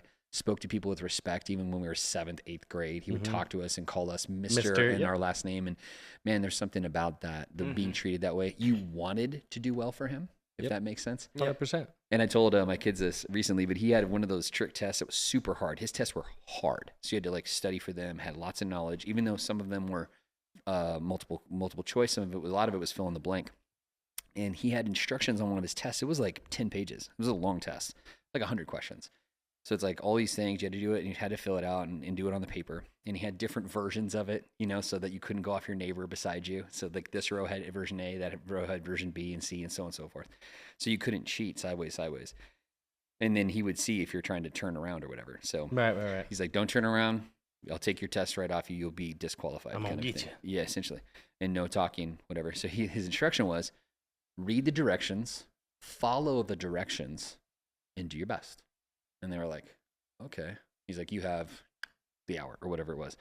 And then we had to go. So the direction said, read all of the questions before you start and then proceed. And so I was like, that's crazy, dude. I just want to jump into this. But I followed the directions. So I read 100 questions, so page after page after page. And you're kind of speed reading it, kind of taking it through. Get to the end. It says, if you have not filled out any of these questions, put your name on top of the paper and turn it in for 100%. And so I'm like this, and my name was already on my paper, and I was like, what the heck? And I go to stand up, and my other friend, she was up here. Her name's Stacy. She's like a doctor today. Shout out Stacy. And so she stood up. We kind of stood up at the same time, kind of looked towards each other like this, and we walked up and put our papers. He goes, thank you, sir. Thank you, ma'am. And everybody else in class is like, their mind is blown because we're done with this test in 5 minutes. And they're like, what? And then you hear like 35 minutes later, oh, you gotta be kidding me, man. People freaking out because they're like finally got to the end. And they realized that there was only 2 people that turned their test in at the beginning. Good. It was hilarious. And it was Shouts out Mr. Moore. I know, shout out to him. It was hilarious. It's a very, very good thing of follow the directions. Yeah. So really, we got a book that sometimes we struggle with following the directions of every once in a while. Very true. Every once in a while. That's very true. Follow the directions. Good point, Gage. Very good point. All right. Dream career as a child. I've shared this with a lot of people, but the time I was 6, from the time I was young, I wanted to be an astronaut. And then when I realized, like, you know, astronauts don't make money, then I wanted to be a lawyer. So from the time I was 6 all the way through college. So that was really what I wanted to be, was to do law and things like that. Kind of got a little bit dissuaded, having gone through going through a lawsuit while I was in college. I even went to law schools to go look at them and things like that. It didn't fully dissuade me, but then I really didn't make that the final decision. So I don't regret that. But it was one of those things that I really wish, you know, in some ways I wish I kind of would have jumped in and said yes. But, you know, the path I've been on has been a great path. And so the Lord be praised. That's right. So thankful for that. Prefer structure or flexibility? I would definitely say that naturally I'm a flexibility person, but what I have found is that you can't accomplish things with flexibility the way you can with structure. Yeah. If you have structure, then you have systems that will build things that's easily to reproduce and to replicate and to pass on to other people that therefore can run with it when you're not there.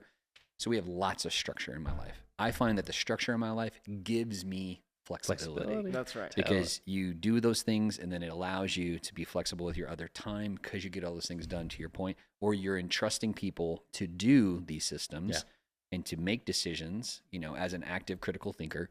They now have the flexibility within the system to make decisions, and you actually trust them to do that, and then that enables you to be free of that, which otherwise you would be responsible for. It's really good. So that's been really helpful in my life, and definitely at scale as both a pastor and, you know, looking after a church and after a daycare and after a community center and other things in my life. That's been something very beneficial to me. So helps me also fight my procrastination, which is my tendency to kind of like get the pressure. So I feel like it makes a diamond, but that doesn't usually work out. So you need to back that up and be planning and do some other stuff. One decision you would redo. You know, it's probably on investing as well. You know, like that's not a bad one. You know, it would also be make a better decision in my life with Christ when I was young. Yeah. You know, I don't want to beat myself up about that from the past. But that's the main one actually, is just make a better decision in my life with Christ. I knew Christ. I had really lived for Christ even into my teen years, and trying to go that way in my 20s was struggling. I was on the struggle bus a little bit, Sure. turning away from God. But I really got hurt by some Christians and some church people, and I made the decision to allow that to become bitterness. And so the anger became bitterness, and it took root. And as it did, then it turned me away from. I hated church people, and I was like, "You can kick rocks. I'm gonna do whatever I want." And I had gone to a Christian institution, a Christian university, to actually try to find Christian community and to fit in, and to finally, I'm gonna have Christians who are with me. And I found the opposite. It's people who are trying to get you in trouble and a bunch of other things. It was a very bizarre season of that life. Except for that one dude who started the life group. Right. And so there were some people that were a light in the middle of those things. Shout out to Jeremy from Fearless LA, Jeremy Johnson, and others that were that light to me. Yeah. And that was actually a thing that really brought me back the other way. But I would say that's probably that made decision. And then secondary to that would be making decisions financially for the future. As much as I'm willing to give up stuff, I also like stuff. Yeah. And I blew money on stupid things. Yeah. That it was I could have invested this and it would have really helped me out. And I made wise decisions enough to buy a house when I was still in my early 20s and other things like that. So we still made those decisions later. But it was one of those things that initially, man, if you'd have just invested and do what they say, man, invest, buy into the index and do the things you're supposed to do, it would have been a game changer for me whenever I was in my 30s. But you can't go back and do it. So we just ask the Lord for wisdom going forward. That's right. That's right. That's it. Man, it's a lot that we talked about today. But the Lord help us as we navigate these things and as we walk together as a collective, a community of faith, as we live this thing. Much love to you guys, wherever you are.